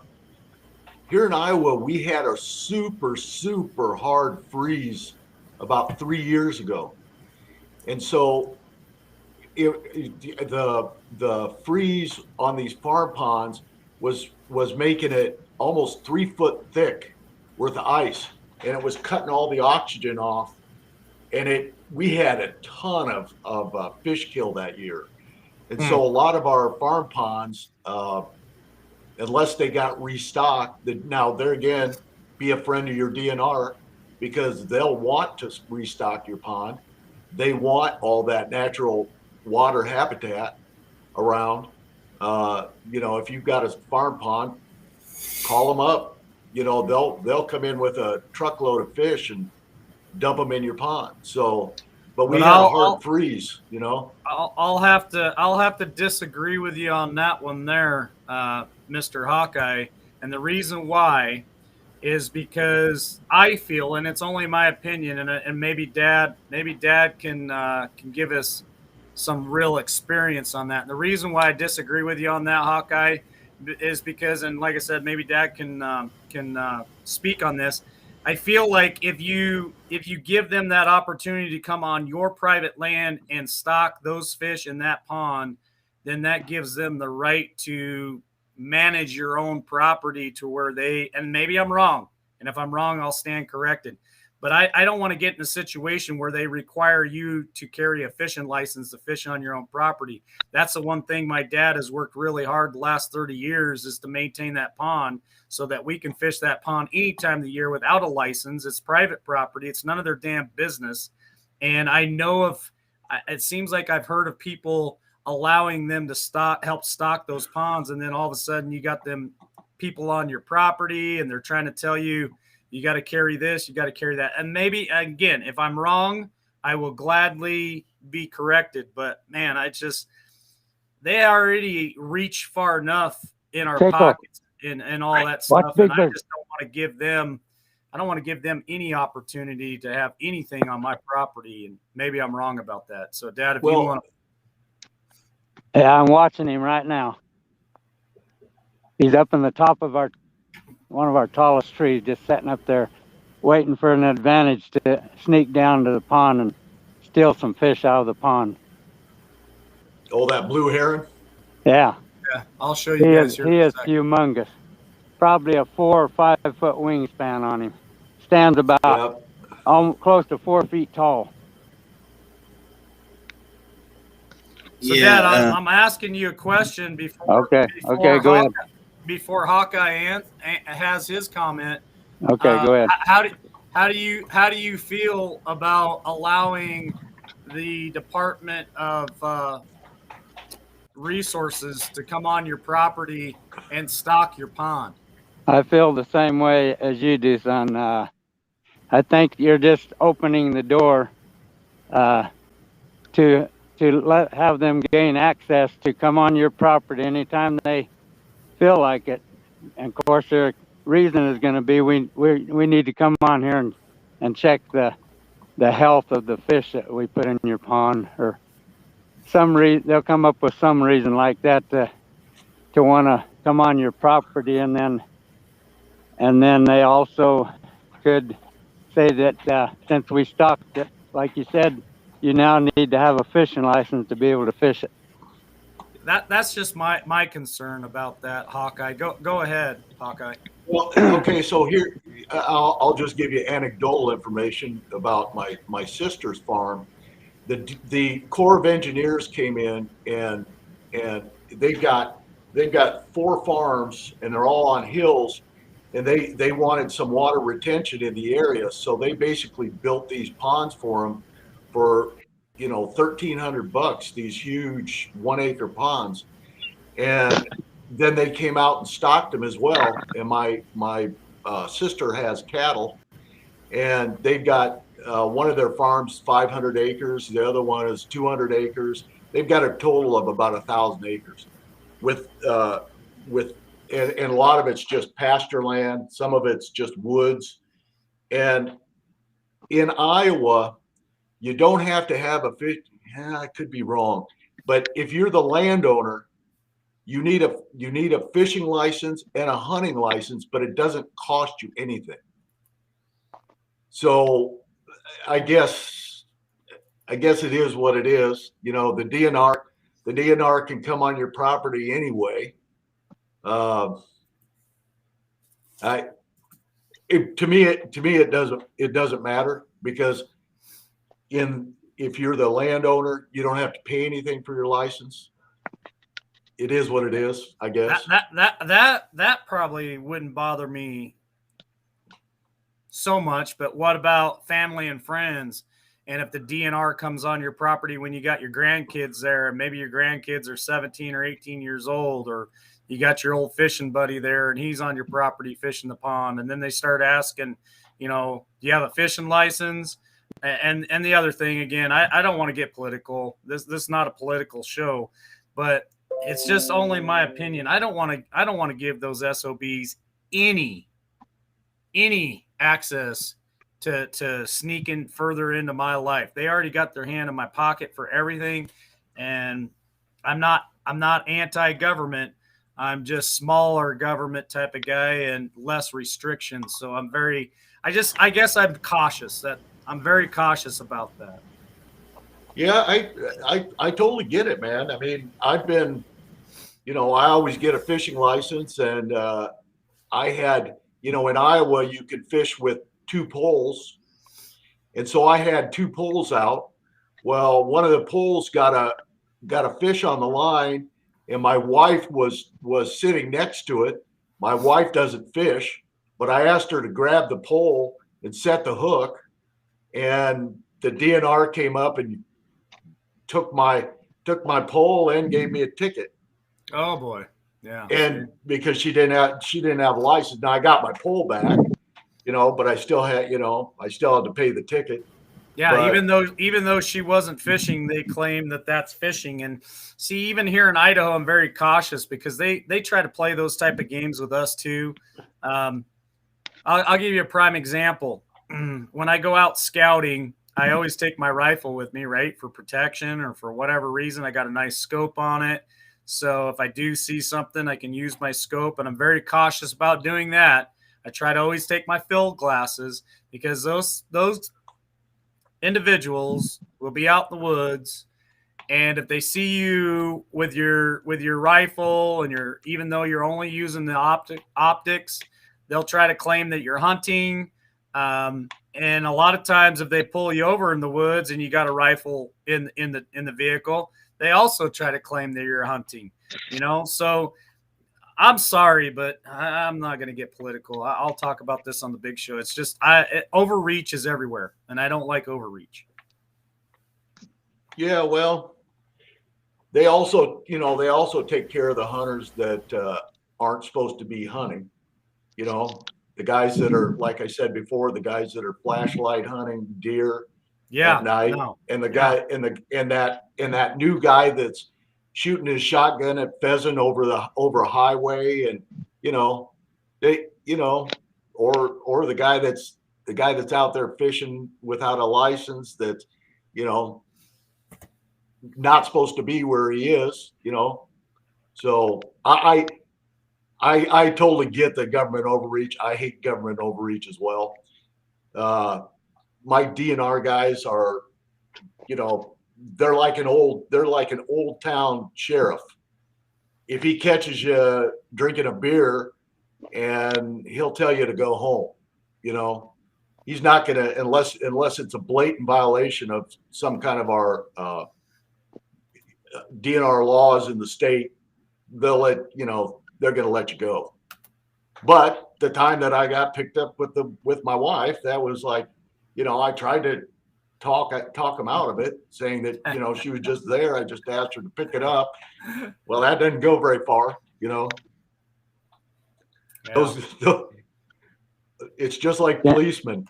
They're out there to bust you so they can make a little bit of money, Correct. put in their coffers, Can you hear me?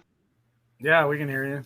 I have a story I heard told about I think your uncle Don was telling it, maybe back in or somebody back in Arkansas was their little girl or boy was learning how to fish, and so they were showing them how to hold the pole, and the fishing game officer saw them and came over and asked to see their license. They said, they told him, "I'm not fishing, I'm teaching my child how to fish."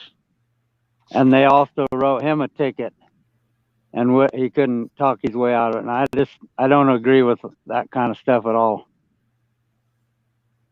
Yeah, when you're here in Iowa, you can. I don't think you need a fishing license till you're 18. Yeah. I think I think you can fish. Here in Idaho, you don't need one till you're 16. But what Dad was saying was the adult had the pole in their hand, kind of like your wife setting the hook, trying to teach their child how to fish. And since they didn't have a fishing license, since they had the fishing pole in their hands, they considered it fishing, and they wrote them a ticket. And I think wardens should have a little better decision making than that. I mean, come on.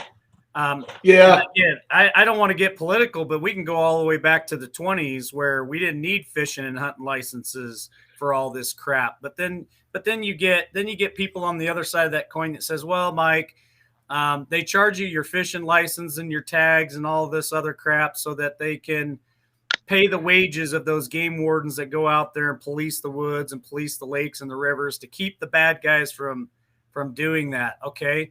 Well, here's a thought. How about all of us, like Hawkeye and my dad and Brock here, that are avid hunters and fishermen? How about if we police it ourselves? And how about if we see it going on, we take down license plate numbers or whatever, and we turn them in ourselves, and let law enforcement deal with that on a later date, instead of having to pay the wages for all of these guys to be in the woods and their fancy trucks and all their fancy equipment, and get back to the old days where we didn't have to necessarily have a license to do what, in my opinion, it's not a privilege. They keep calling it a privilege. It's not a privilege to me. It's a right. I have a right to fish. I have a right to hunt. That's a God-given right. It's no different than anything that's in the Constitution. So they have created a way to divide us and to also control us. That's just my political view of it. And it's not a political show, but it seems like everything is tied together. No matter what we do, there's always a cop out there for whatever we do. Yeah, there's always a string there, always. But how many times do you ever fish with live bait? Me? Yes. How many times? I want to touch on something at a lighter note. Yeah. You pick up live bait, and how many times have you got a catfish in your live bait in your minnow bucket? For live bait, I've never. Oh, I get little tiny catfish in my minnow bucket all the time. Oh, gotcha. Yeah. Yep. I think Brock, you had something you want to say. Go ahead, brother. You got to step in, man. Take off. Go ahead. He's just yelling at the dog.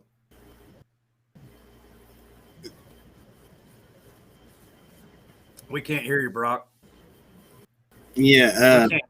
On a lighter note, I have around here in Tennessee, we have local private fisheries that will you buy fish from them.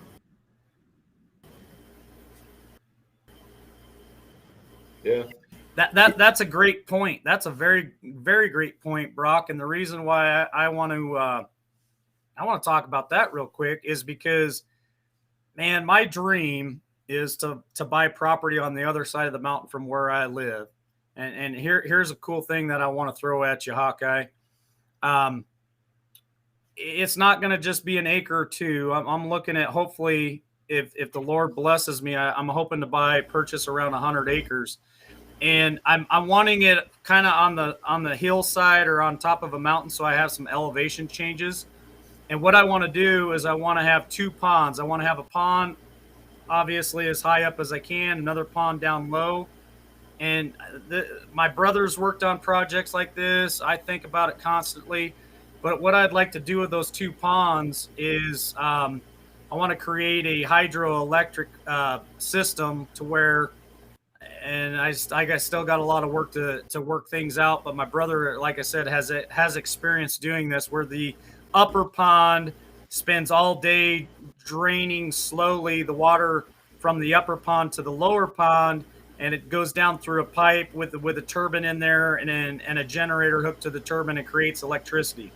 And then at night, there's a pump at the lower pond that pumps the water back up to the upper pond, and it just kind of cycles through there. My brother worked on a project like that, and it works, and it's really cool. But what I want to do with the ponds is the upper pond is going to be hopefully full of panfish like crappie, bass, stuff like that. And then the bigger pond down below, I'm hoping to put stuff like walleye and maybe some northerns in there for a fishery. And where I'm getting at is I've done a lot of research about what you're talking about, Brock, about buying fish from private fisheries to stock the pond, and I find it very interesting. And for those of you who have ponds or want to have ponds or thought about having a pond and a fishing pond, man, they've got a lot of species that you can pick from in these private fisheries, and it's not a horrible price. But I'll let my dad tell you the experience of having a pond.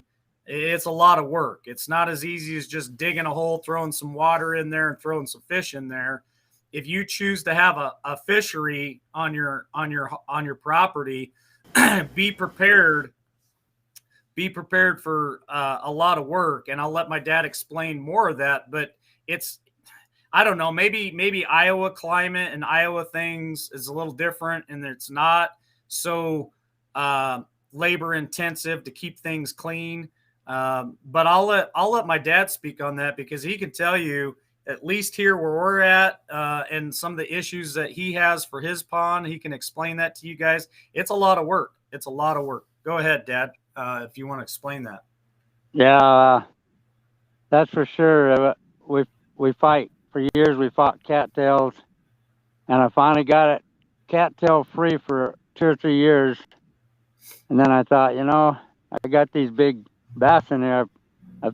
They probably need a few cattails over on the backside of the pond just for habitat cover. So I never thought I'd see the day that I'd be planting cattails back in there, but I did. And now I got them. Now I got them growing over on the south side of the pond, but I try and keep the rest of the pond cattail free. The other thing that got started in our pond was bulrushes. And I tell you don't want bulrushes in your pond. They will gradually take over your whole pond. There's a example of it down between Payette and Weiser, Idaho, some backwater there. And every time you go by there, you just see those bulrushes growing farther and farther out all the way around that pond. That's the weed that they hid that in the Bible they hid baby Moses in the bulrushes. So they grow to be about big as round as your little finger, the reed on them, and they grow to be 4 or 5 feet tall. Cost me $300 to get them dug out, but with somebody had a mini track hoe. And I'm still fighting them once in a while. They'll pop up, and I give them a dose of Aqua-Neat, which is made to be safe around water and fish, and that takes care of them for a while. But yeah, a pond is definitely, like mine, is definitely a lot of work, especially if your water supply is coming in like mine is from up above, and it's washing weed seeds down with it, and grass seeds. It would be a lot better if you could have a pond that was spring fed naturally from the water coming up out of the ground. where you're not having any of that contaminants coming down with your water supply. Tell them about the biggest battle that we have in the pond. That's even bigger than those two, the milfoil. Oh yeah, we have a Eurasian milfoil. It grows from the bottom of the pond to the surface of the water. We also have curly leaf pondweed, and it also grows from the bottom of the pond clear to the surface, and will gradually take over your whole pond. And I've pulled them things out, and it's like having a gigantic leather shoelace, 5, 6 feet long. Whatever the depth of your pond is, that's how long that vine will be. And this vine, it grows from the bottom to the top, and then it kind of spreads out on the top. And what it'll do in the warm months of the year, like June, July, August, is, man, it will cover the entire top of the pond to where you can't even cast a line in there and fish. It's like a blanket, and it's very evasive. I know Oregon is really big on checkpoints for people coming out of lakes with their boats, or going into lakes with their boats, checking for that stuff so they're not spreading it around, because it has gotten spread around. And here in Idaho, they try the same thing. They try to really pay attention to that, because if you can spread it and contract it just like some viruses and sicknesses. And so they're very cautious about it. And I can tell you, Dad's been on this property 30 years, and he's worked his rear end off year after year after year trying to continuously keep this pond clean and obstruction free of that kind of stuff. So if anyone out there watches this show, or including you, Hawkeye or Brock, have any kind of advice that they can give my dad, or certain kinds of natural things that we could use to try to help keep that pond clean, I just want people to know that having a pond, sometimes, at least in our area, can be a whole lot of work, and you got to be willing to do that, or your pond will absolutely get taken over. And then it's just a waste, or unless you go in there and really clean it back up. So ponds, you got to have water, you got to have a food source, and you got to have a habitat for your fish. You can't just have a pond with no habitat and no food, or your fish don't survive. So they're a lot of fun to have. The grandkids and the kids have a lot of fun fishing them. You know, they're right in your backyard, but they can be a lot of work. I was going to say, can you guys hear me this time? Yeah. Go ahead. I've heard that in conjunction with cattails, if you use pads and duck potato, it will help keep it filtered. You don't get as much green scum, or whatever they call it. That's just what I've heard. I've personally never done it myself, but yeah, I had pond lilies in there for a while. I put them in here because I like the pretty flowers on them, the white flowers, the pink flowers, yellow flowers, and I like the big leaves. I figured that'd be good cover for the bass and the other fish to hide under. But then that curly leaf pondweed got in there, and Eurasian milfoil, and so I had to try and control that. So I got some chemicals that I ordered online for ponds and put it in there to try and get rid of those. And when I did, it killed my pond lilies. And so at the moment, I don't have any pond lilies, but what's that fish, Dad? What's that big carpy goldfish that they claim help keep ponds clean? I was gonna bring that out too. I looked into a fish a grass carp, I think they called it, that would eat would eat these weeds and help control them. And it was called a white amur.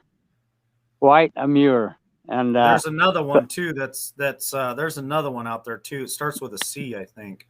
So I found a fish, one of them aquatic fish places up north that sells Koi. Yeah, Koi is the name of that one.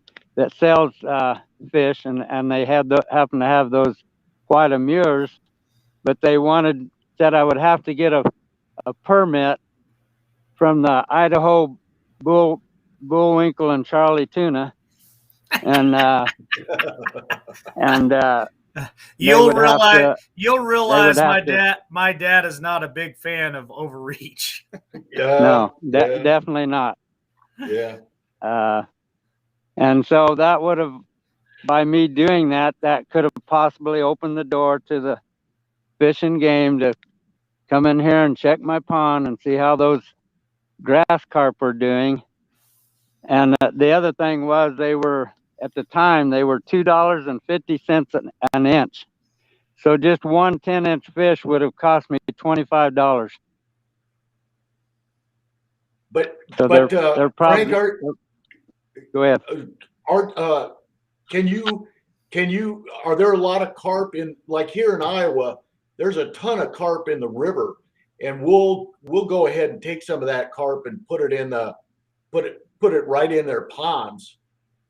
At my sister's place, and it seems to control the grass because they're big enough where the other fish aren't going to bother them much. You just never know if you've got females or males, or if they're going to last. But that's what we do. Wow, that's a good idea. I never even thought about that. You catch a big one, you'd be surprised what they'll help with. But you're right. A pond is we take old trees that have fallen down at the farm, and we'll go ahead and lay those into the pond, and that'll be bass habitat, because it'll, it's just like the perfect lay down a log, they'll stay down in there. But there again, you gotta watch all of it, and it makes it harder to walk around the perimeter of your pond. But no, logs are a great habitat for a lot of fish. It gives them shade and gives them protection from predators. We've talked about digging out the pond here maybe next year and digging it a little bit bigger, maybe putting a nice little beachy area there for people to kind of lay next to the pond. And so I've done a lot of research on fish and ponds, and there's a lot of good information out there if you do decide that you want to have a fishery on your property. And one of the cool things that I read up on is you can take egg crates, and you can wire egg crates together and then secure them to the bottom of your pond. What that does is it creates a habitat for the smaller and younger fish to get away from the big fish that might eat them, and they can kind of go inside those egg crates and be protected. Another one for actually the females to lay eggs is a 5-gallon bucket full of concrete, and then you stuff either real like tree branches in there, or you can buy some plastic fake tree branches, shove it down in the concrete, obviously, while it's wet, let it cure, and then you can put that in the bottom of your pond. And what that does is there's certain breeds of fish that will actually lay their eggs on those branches or in those branches. Not all fish lay eggs in the gravel or sand. I was reading some breeds of fish actually will spawn and lay their eggs in those branches.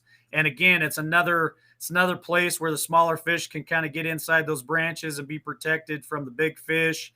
I think habitat is a key point in having any kind of fishery on your property, because if you don't have that habitat, then your fish, in my opinion, are just sitting ducks for predators.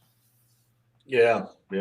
Sky predators, raccoons, fisheries will bring in a lot of predators, so you better be aware of that too. You'll have osprey, you'll have sandhill cranes, you'll have blue herons, you'll have hawks, eagles, raccoons, foxes, they're muskrats.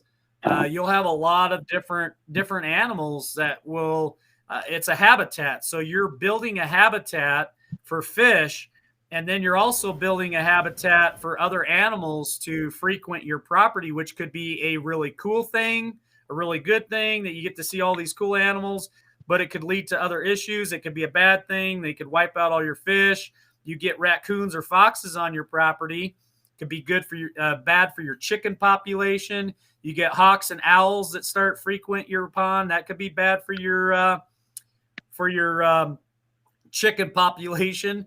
And my parents have a really small dog, and so sky predators are not a good thing for my mom's little dog, because the sky predators a couple of times have tried to get mom's little Corky, or Yorkie. I mean. So You're kidding me.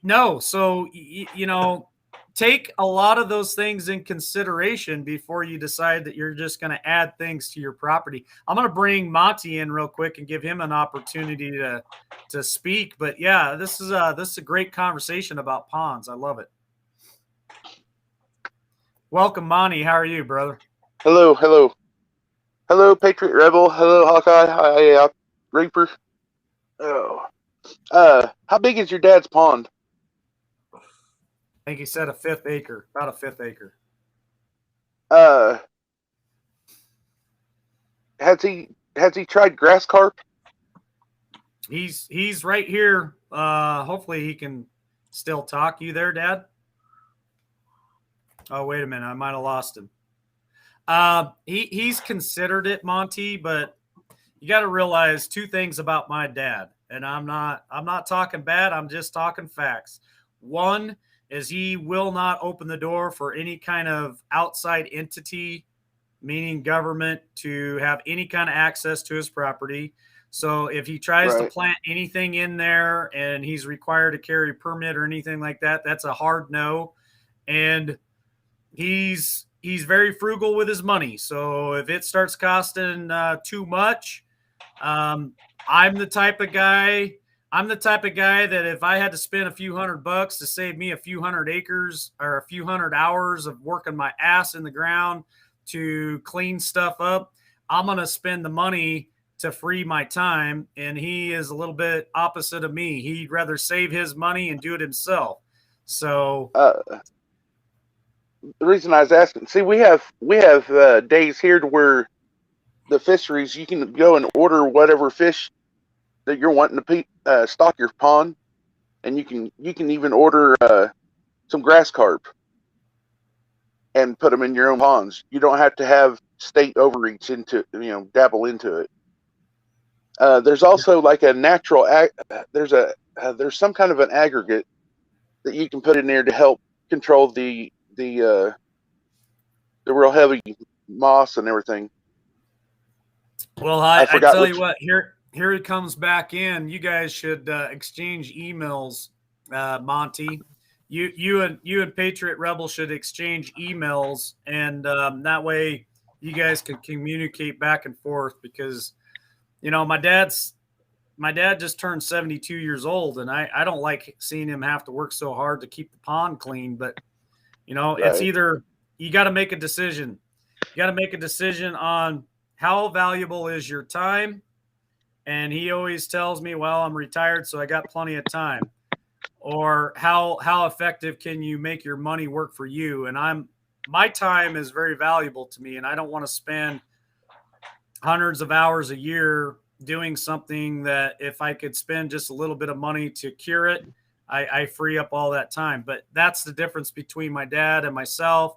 And then you bring my little brother into the equation, and he's a little bit of both of us, but he's still different than I am. And so I don't know. He's back here in the on the panel with us, so you can go ahead and ask him. Hi, Patriot. Hi, how you doing? All right, how you doing, sir? Good. I didn't know if Idaho had days to where you could just go and you can order stock fish, and a lot of times they offer the individual to purchase grass carp, because that's what we've done with our ponds. Yeah. Yeah, that's what those white amur are. I was talking about a while ago, are grass carp. And they're supposed to feed on vegetation in your pond. Right. Yeah, they can get up to 6 pounds, Uh-huh. or a little bit bigger. But yeah, they helped our ponds quite a bit. They had a, go ahead. No, go ahead. They had that fishery I was talking about. It sells fish up 3 hours or so north of us, and they had the white Amur grass carp, but you had to get a permit for one to transport them from their business to your pond, and I believe you had to get it through the fishing game. And then they were wanting $2.50 an inch, so just one fish 10 inches long would cost you $25. Heck, I'm sorry. I'm in the camp. If it cost me $50 for 2 fish, I'd try it just to see what happens. I mean, 2 fish might do a lot of damage on some of those weeds, so it'd be worth the $50. I mean, if you put in 20, 30, 40 hours a summer or more cleaning the pond, that $50 is only, you do the math on that, it's only like 75 cents an hour it's costing you. So yeah. Well, how valuable is your time compared to the $50? The cost of the fish wasn't the issue. It was I know. I'm just teasing you. But just having to get the permit. You don't have to get a dozen of them for the first year. All you got to do is try one a year and build up. You know, they're sterile, so they won't reproduce on their own. So that they make them sterile. Yeah. I understand that. Yeah. But what I'm saying is, you buy 2 this year, you buy 2 next year. Oh yeah. 2 the year after, and next thing you know, you got a half a dozen or a dozen of them in there. That's a good idea there. Yeah. I know. I got good genes. I come up with good ideas. I know we had about 3 or 4 of them in each one of our ponds, and it helped. And then after a few years, you could tell that some of them had died off because that moss started coming back. Mike, you was talking about trees making good habitat. Yes, they do. They're awesome habitat for crappie and bass. Nice. Yeah. Nice. But they're also really bad for the fishermen, and especially the grandkids when they throw their line in there and start reeling in and they get hung up. So it's only my opinion, but you'd want to strategically place those things in an area where everybody knows where they are, so people know, hey, that's not a place you want to cast your line. I want to put in a little plug real quick, and then we'll get on with the conversation. I want to bring Travis into the conversation because he went fishing yesterday. But this photo right here is from our neck of the woods, Jeff and Heather. That's Raina in the background. So this is the Liberty Warrior Nation Ohio barbecue that they're having today, and they're pig roasting right now. That's Raina in the background. She's a little fisherman too. So shout out to Jeff and Heather. I know Travis and Tara are headed that direction to make it to the barbecue. I think they're getting real close. So you guys, I hope you have an amazing day today. I hope that pig tastes good. It looks delicious to me. It's not fish, it's pork, but hey, it's the other white meat, right? It's the other white meat. So my mouth is watering right now. Yeah, I love you guys, man. I hope you guys have a great day. You guys get to fellowship with each other and connect on a good level. I love the banner in the background. Heather designed the banner and got that made from Vistaprint. It says Liberty Warrior Nation Ohio chapter. So they're having their very first state chapter meeting in Ohio and trying to put things together and network with each other. So, and they're hunters, they're fishermen. They watch the show every Saturday, but it looks like they're busy today. So enjoy. We love you guys. Have a great Saturday at the barbecue, folks. Let me bring Travis in because him and Tara are actually headed there now. I think they're getting real close, and they went fishing yesterday. So welcome, brother Travis and Tara. How are you guys doing? Hey, fantastic. How about yourself? Having a great Saturday. Well, we had a really busy weekend. We spent a lot of time on the road, but we got to give a shout out to Nelson Myers. What a wonderful time we had down there. I haven't laughed so hard in years. You really missed out, and I want you to be a little bit jealous because I'm very jealous. I have a filet de bone sweatshirt on, and it has a beer. it has a beer koozie in the hand pocket, sewed in the hand pockets. Are I have you my kidding me? No, look at this. Look at this. I have my own beer goodness. opener that hooks onto it. All right, I But- gotta buy me one of those sweatshirts. For those of you who don't know what Travis is talking about, Nilson with FDB, which is Filet de Bone. He owns a Filet de company in Tennessee. He came on, I think it was 2 weeks ago. We had him on the show. We showed everybody the photos of the striped bass that they catch there on the river in Tennessee. They're anywhere from 10 pounds all the way up to 50 pounds. They kick ass and take names. And so a shout out to Nilson from FDB because I was scheduled to make that trip, but we all got sick. Mom got sick and I couldn't make it. So Tara stepped up to the plate and said, I'll go. And Travis picked her up and they went fishing, had a great time. So shout out to Nelson and FDB. Chad too. They're great Chad. people. And Chad, they're great people. Tara sent me a photo this morning and said, listen, these guys here know, they know how to treat people, great hospitality. I know that we've had some people in the chat when Nelson was on and said, hey man, I went fishing with these guys and they're the bomb. So you guys ever want to go striped bass fishing there in Tennessee, Nilson, you need to get you a webpage, brother. You need to get that set up immediately. And if you need help, let me know. I'll hook you up with somebody who can help build that webpage for you because I plan on going. I'm going to go. I'm going to probably take my dad too. So we'll be headed your direction here before too long. Go ahead, Travis. Tell us how it's been. Did you guys catch any fish? Did you guys do any fishing? We didn't catch any fish. Well, the schedule was kind of screwed up. Nelson didn't know when I tell him I'll be there. So I didn't get in touch with him till the day before, and I was actually traveling up that way. So, and I didn't know for sure whether you were not coming. Tara said that she didn't think you were coming for sure, or was pretty sure you weren't coming. But I'd already told Nelson I was coming, so I'm going to be the guy that I want to be the guy that shows up when I say I'm going to show up. So he didn't know, so he didn't take off of work, and then Chad had to do something in the morning, so it was really the only reason we didn't catch any fish is because we really didn't get a lot of time to do any fishing. We went out for a couple of hours, but it's starting to get dark. But just the experience. I tried to send you some videos. I don't know whether you got any or not, but I haven't got any yet. I haven't got any yet, Travis. The scenery down there. I tried to take a few videos from the river. Man, it's just fantastic.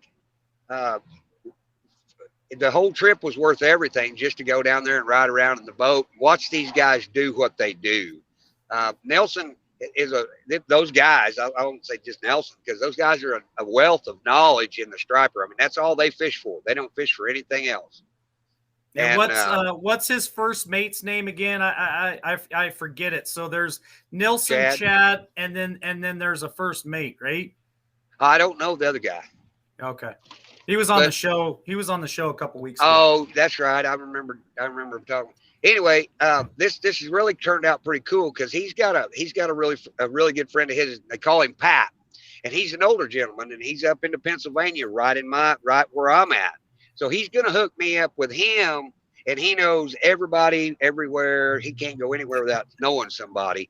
So, and Nelson said, I'm gonna hook you up with this guy because I was telling him about what Liberty Nation is trying to do. And I said, we need to build communities, talk to your neighbors, meet your people, find out who they are, what they do for you. And he said, I'm going to give you Pap's number. He said, when some old man calls you and you can't understand who it is, it's Pap. He's excited. So, but anyway, I haven't been fishing in years, and I'm really all pumped up. I'm getting an adrenaline rush right now just talking about it. I want to go learn how to catch these big fish, and he's gonna put me in contact with people that do that. I'm gonna go to Nelson's. He's got a bunch of friends that come from where I'm at down to his place and go fishing all the time. We're gonna hook up. We're gonna go fishing. Amen, brother. Hey, I can't wait. Can't wait. Tara said that she was she's going to try to plan something for spring. Springtime, he says, is the best because he said those 40-pound fish will be a 60-pound fish because of the eggs. So I have no concept of any of that. But man, can you imagine hooking a 60-pound fish? I've hooked that sturgeon had to weigh all of 60 pounds, if not more. It was a big Wow. fish. It was a big fish. And Hawkeye and Monty both. I know Monty's a fisherman. I know he loves the fish. I know he's talked about maybe going up there and spending some time with Nilson. Hawkeye, if you're a fisherman and you love the fish, man, I'm telling you, this guy here, he's 100% stud. He knows his striped bass. He's got the whole setup. He's got a boat. He's got all the gear. All you got to do is schedule a trip with him. Show up. He puts you up. He takes you out on the boat. He puts you on the fish, and your shoulder will hurt by the end of the day. Yeah. So Yeah, here in Iowa, we put waders on, and then we go down right below one of the old roller dams, and we catch striped bass with almost every cast. Sometimes it's Wow. unreal. How big are they there, Hawkeye? And I've never heard of one that the size he's talking about, but you could get a 2 to 5 pounders all the time. Oh yeah. Yeah, I think Nelson's average catch is 20. That is, I've just never even heard of a striped bass. It's real close to 20, that's for sure. That's crazy. Travis. Yeah. They fight. I mean, they're good fighting fish. The next time you come to Tennessee, Travis, let me know, and we'll take you on a hunting trip. Oh, that'd Nelson be fun and too. I have something. Nelson and I have emailed back and forth, and I'm gonna take him on a hunting trip while he takes me on a fishing trip. So next time I you want come to down go to on both of Tennessee, those. Heck yeah. next time you come to Tennessee, get a hold of me, brother, and I'll. All right. Jesus, are you Mike's kidding me? got Look all at the size of that. Okay, so the picture in the middle. Oh, that's Nilson. That's Nelson right there, the picture in the middle. But this was sent to me. This was sent to me September 28th. And this is Lonnie. So Lonnie went fishing with Nilson. I'm telling you right now, Hawkeye, this guy does not mess around. Like, this is all he does right here. This is his life, is fishing big stripers. He doesn't fish anything else. God, man, I've never seen. That's crazy. Yeah, That's the guy. I think the guy on your right, the big guy in the black Tennessee, t-shirt, that feller's name's Welker. Lonnie's in the middle, and then Nelson's on the other side. Yeah. I'm pretty sure it's backwards on there, but yeah, this is all he does. He works and he fishes, drinks beer. But if you want to have a fun time, these guys, I laughed till I was crying. I was bawling, crying, laughing. These guys are nuts. And we're going to go a little earlier next time because Chad's going to break out the fish whistle. It's kind of like those duck calls. He's going to call in the fish. And we'll talk about that sometime, Mike, when I'm not on here. Make Oh wow. It's funny. sure you get a hold of me, Travis, when you come down. I'd like to take you out hunting, and yeah, Oh, that'd be definitely great. down here in Tennessee, we have a lot of fishing opportunities in Tennessee. Yeah. Me personally, I just away from it because I hunt too much, but I'm going to get into it, and Right. Nelson may be the start of that. Yeah, those guys use bait bigger than the fish that I was used to catching. I mean, it's crazy. I was like, what the hell? You know, they go out there and catch their own bait, and I had so much fun just watching them. It's a good time, I promise you. And yeah, we'll have to plan several days down there because I'm not going to do it on a 2-day trip again because it's just too many miles. It's too hard on me. Yeah. Well, no less than 3 days, I think, just to go fishing. I'm looking for the big picks here. I think I'm getting close. I have bigger pictures than that, Hawkeye. of the fish that That's he's just caught. nuts. Of the What fish. What do you Are think, you fishing Monty? out of a lake or are you fishing out of The- a river? Cumberland River. Yeah, Yeah, that's River? Cumberland River. Tennessee. It runs through Tennessee up in the. and then they also Never catch them seen- on the Tennessee River too.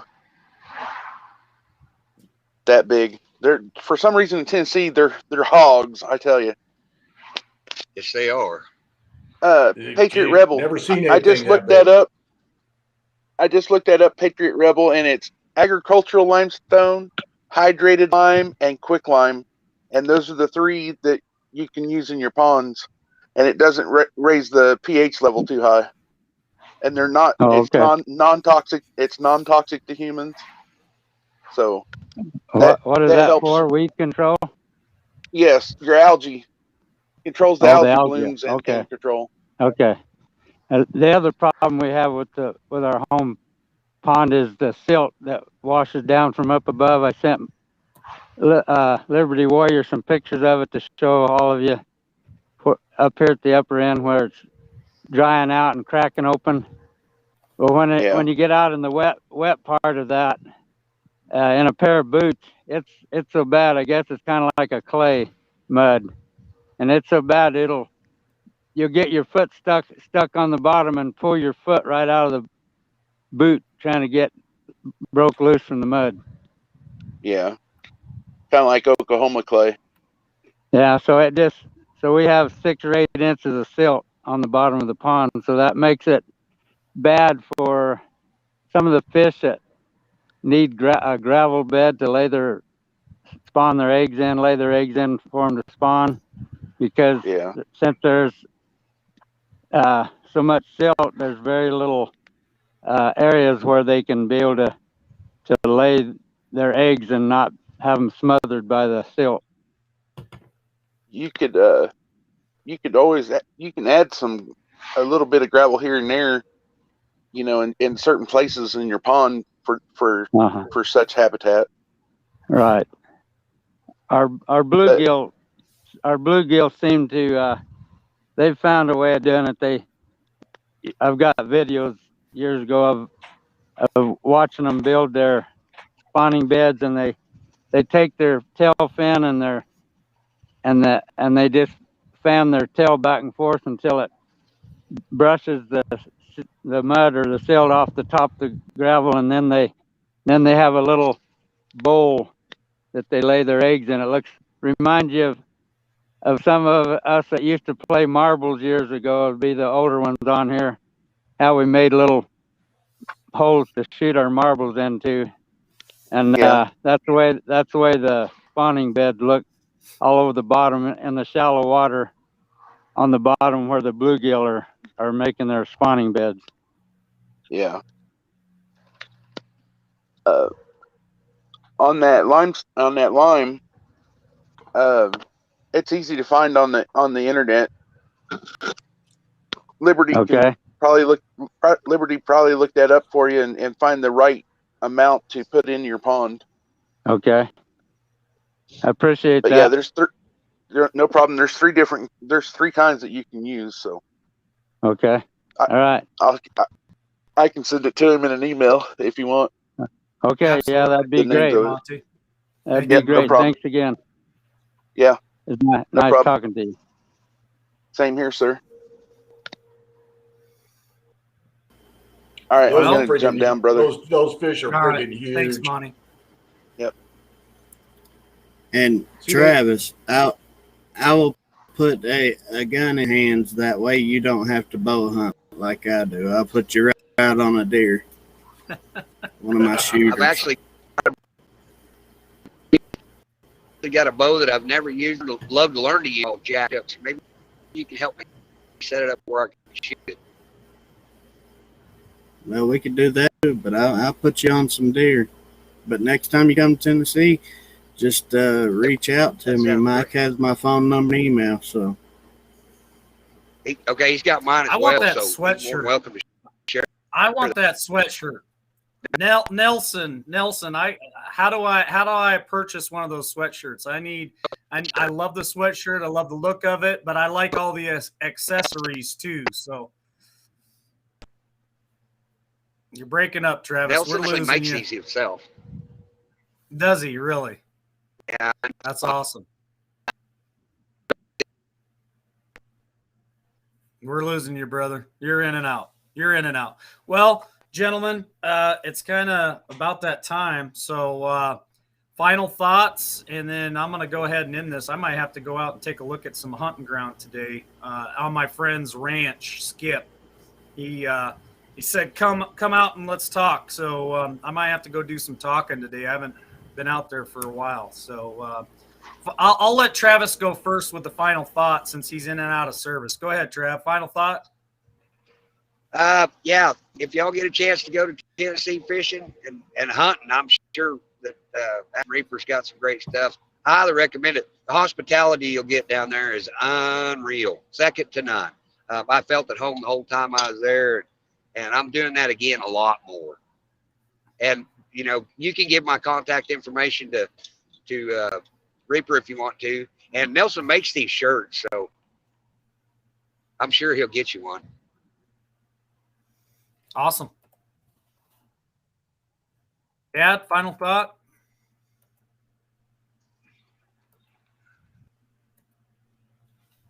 You there?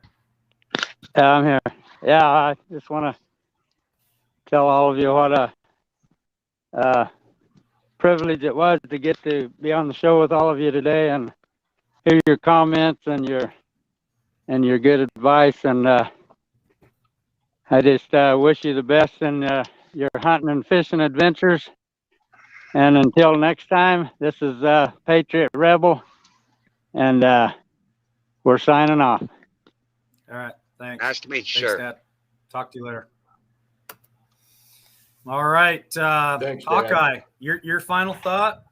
My final thought is those of you that are going out in the woods and bow hunting, keep track of how to skin and dress out a deer.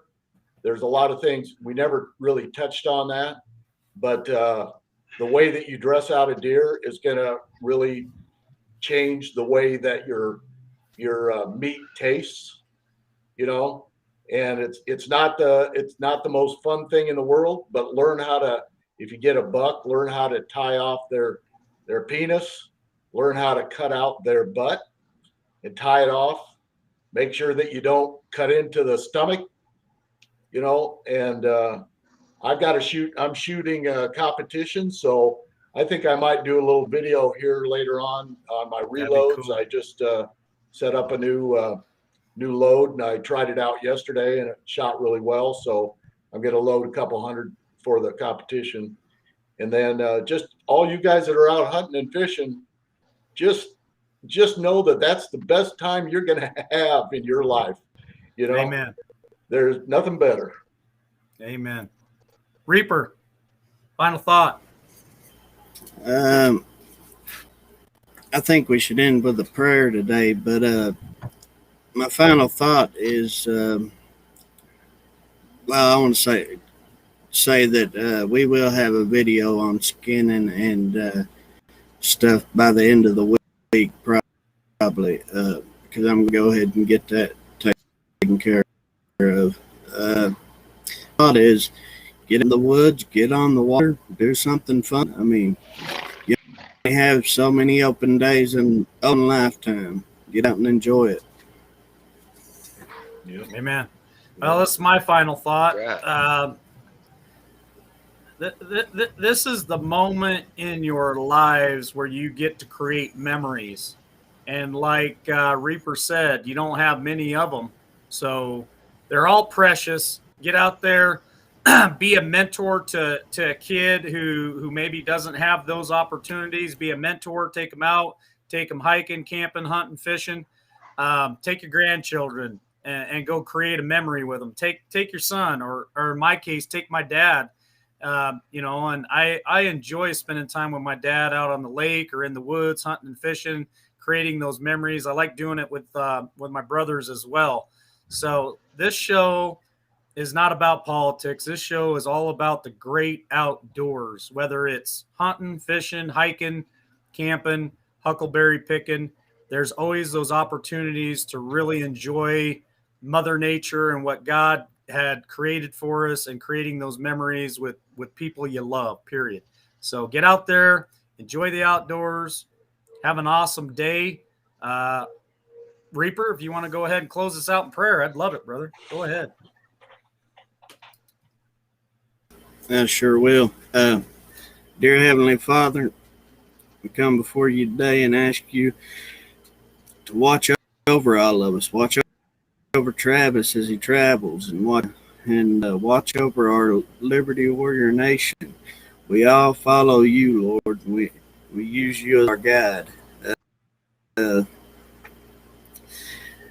Take and watch over the people that are out in the woods, them safe, keep them away from home, and hopefully you can show other people through exactly what it is to be close to you. Because, Lord, when I'm in the woods or I'm on the woods, that's where I feel most close to you. All this I pray in your Son's holy name. Amen. Amen. Well, thanks Amen.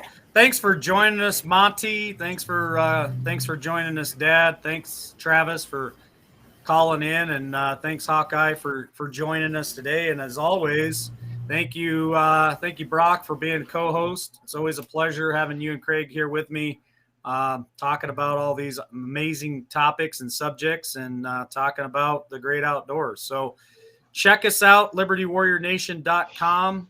You can sign up for our email notifications there. And the big show will be back on this evening, 8 Eastern, 7 Central, 6 Mountain Time. And that's when we really dive deep into the things that make us go, huh? Right? So anyway, you guys have a great Saturday. We'll see you back here this evening. Take care. God bless. And have an awesome day. We'll see you.